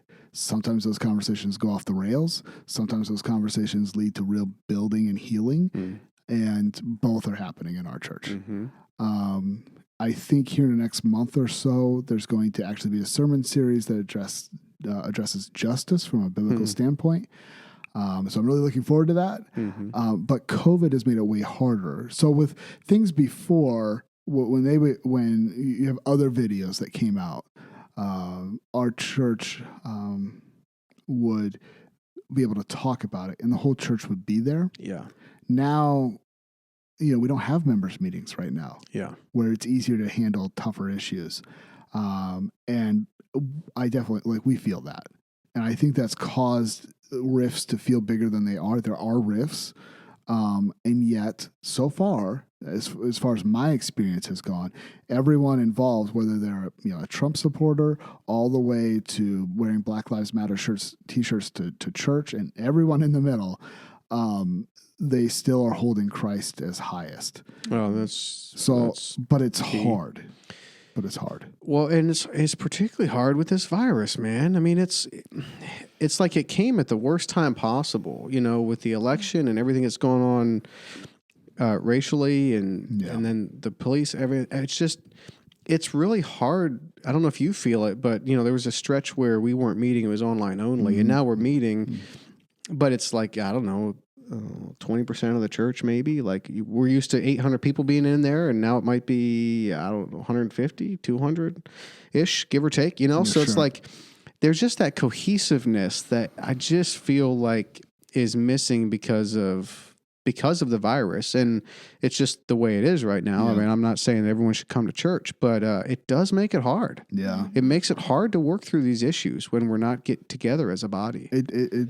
It's hard for What's that? For the elders. For the elders too. I do Yeah, not, absolutely. I mean, yeah. I normally don't envy the job of an elder, and right now I really don't envy Yeah. the job of an elder. Like it's so difficult to lead people you can't see. Right. I think, part of me is just like, well, just give me the virus. Let me get it over with. If I die, I die. It's fine. I got life insurance. She'll be fine. Probably won't die. But I probably won't die. Yeah, that's the thing. And, I do think there are some political power plays happening. And of course, the reactions to that are just as ridiculous. And, I'm just sitting here. It's hard not to feel superior when you're annoyed with everybody. Yeah. And so I'm just trying to check my own heart in the midst of it. Yeah. But I am annoyed with everybody. Like the anti-mask people, the masks till 2074 people, if a doctor says it, it's the gospel. If a doctor says it, it's a lie from hell. Right. All these different. It's crazy, dude. I'm like, I don't know why we have to jump to these extremes. Yeah. But here's what encourages me right now. In most of our lives, we can go to the movies. Well, up till now, we've been able to go to the movies, watch sports, hang out at bars, and the amount of noise in our lives has been really high. Yeah. And right now, there's still a lot of noise, but it's kind of a different form. Yeah. Where we're kind of looking for something else. Yep. And I wonder if there's a way, if this is like the Lord's kindness. Mm-hmm. To clear away a lot of the noise, which might be helping us focus on the race issue, which I think after 400 years, maybe eventually we can actually talk about it. Yeah. That'd be good. Or maybe some other things, maybe even things like spiritual abuse at some point can be dealt with. It's a good point. So I'm hopeful for that. But the need for gathering as saints, I mean, if this doesn't prove it, I don't know what does. Because we feel it so much. Oh yeah. Yeah. How is your church handling it? Are you meeting in person or only online or both? We've been meeting in person since we've been allowed to. Okay. I think there was like a couple weeks later we started meeting in person. I would say a third to a half of the congregation shows up. Okay. The rest does live stream. Yep. And then masks. Everyone wears masks. They said, we will ask you to wear a mask. Please wear a mask. Mm-hmm. We will not police you wearing a mask. Sure. Yep. And so there's a couple people who don't. But, from what the doctors say that I read, if 85% of people wear masks, it pretty much handles it. So we're there at least. And you're in Virginia, and where in Virginia? I'm picturing you're on the coast, right? Mm-hmm. And where? So the church is in Newport News. So there's actually Newport News shipyards, which is where all the aircraft carriers are built. Oh, cool. Their parking lot is right next to our church building. Okay. Like how far down Virginia? You're still probably a good 45 minutes drive from the North Carolina border, maybe a little further. 45 minutes to an okay. hour. So you're Southern Virginia. We are Southern Virginia. Yeah, I see. And are businesses shut down, or are bars open, or what's the situation? I'll like? be honest, I haven't done a whole lot of bar hopping. The restaurants, I think, are at 50% capacity, though. Okay. I mean, it sounds somewhat similar to here then. Yeah. Does it feel similar when you drive here around Nashville? It doesn't seem too different. Just wear a mask in public places, basically. Yeah. Is kind of That's what we're doing here. Yeah. Yeah. That's the main thing. And then they didn't shut down worship this time because we did have a spike in our area. Okay. So the restaurants went down to 50% capacity. I think they might have shut down bars that, I don't know, something about appetizers.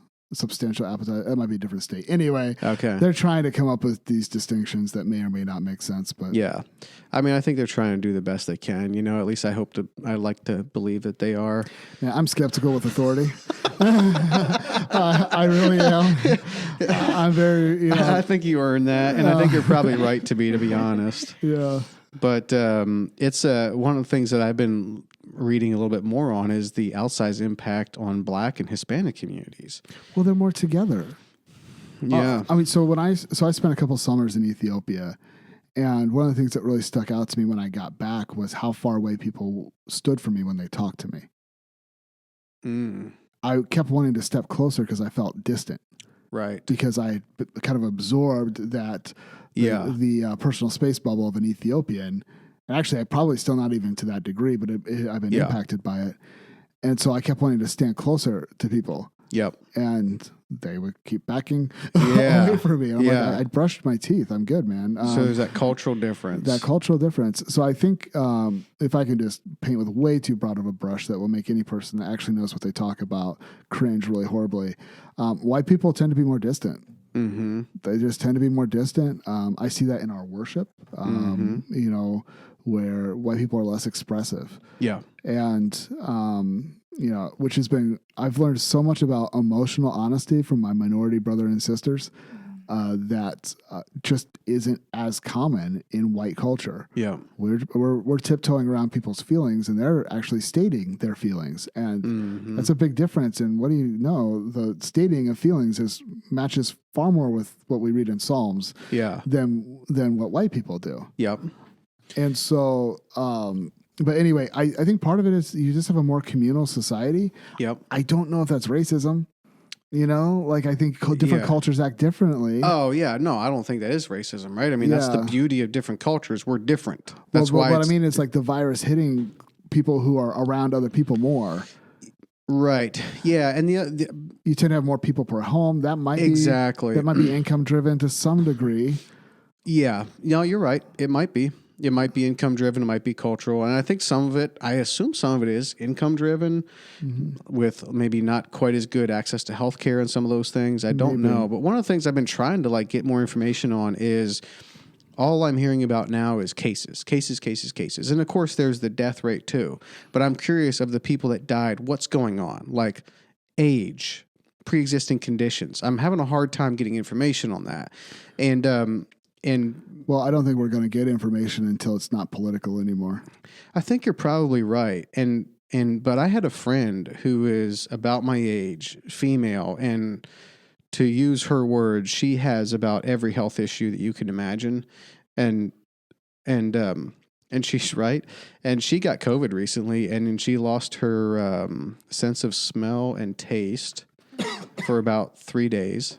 Okay. And she always has a cough, and she had a cough during that time, and she has chronic fevers, which I'm not really sure what that means, but she said enough that she has fevers often. I don't know whether she had a fever over that time or not. She got tested, and it was COVID. And to be honest with you, of my friends that I think of, I would have thought, I hope she does not get COVID because that could be an issue. And she got it, and it was not even an issue. And so...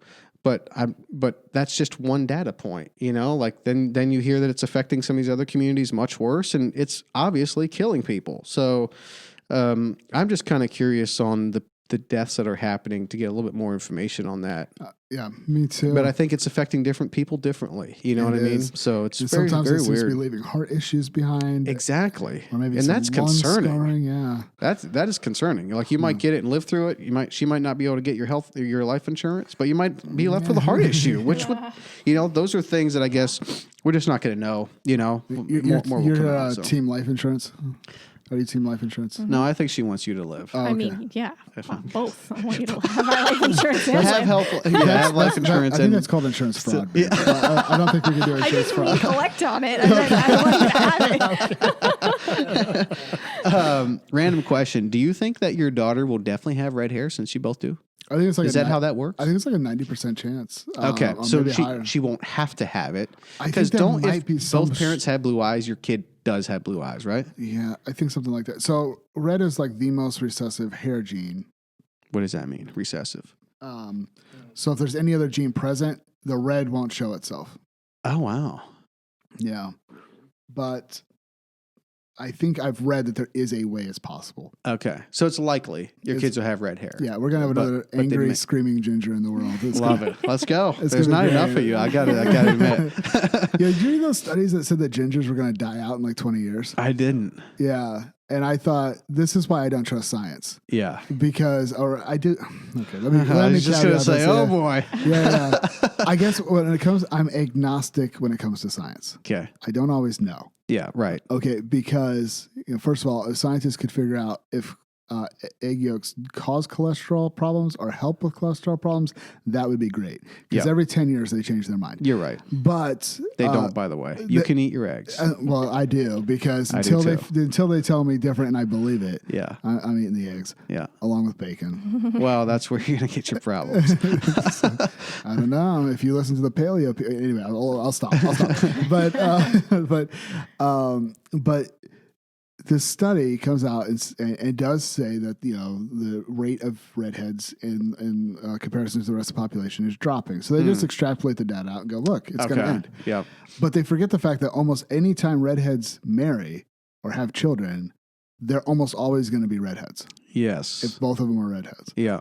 So like I read this as like a kid, or not. Well, I was in my 20s, and I'm like, I know that. Why wouldn't scientists know that? You would think. You would think. Well, I hope the gingers don't go away anytime soon. I don't we see need. that. I mean, the sunscreen industry needs us. Yeah, right. Do you burn super easy? Oh my goodness. Yeah, I can. If I haven't been around in the sun in a while, I can burn in about 20 minutes. Yeah, yeah. Like He was in the Navy. And you were in the Navy. I was in the Navy. Yeah. Wow, which we didn't even talk about. Well, thank you guys for coming by. Thank you. Seriously, I was looking forward to this one for a while because we talked a couple of times and you were going to be starting your podcast. I listened to a couple of them. Mentioned, hey, if you're in town sometime, let's definitely get together. And you took me up on it. So thank you very much. It's been awesome. Yeah, it has been. It's been great. And thanks for sharing your stories. Absolutely. I really appreciate that. Yeah. I'm very sorry you went through those, difficult and unfortunate circumstances, but God is good. God's goodness is so much bigger than the bad. Yeah. It's just so much bigger. Yeah, totally agree. Joe, thank you very much. Good to meet you, brother. Rachel, good to meet you too. Control Freak Christianity Podcast. Yes, sir. Check it out.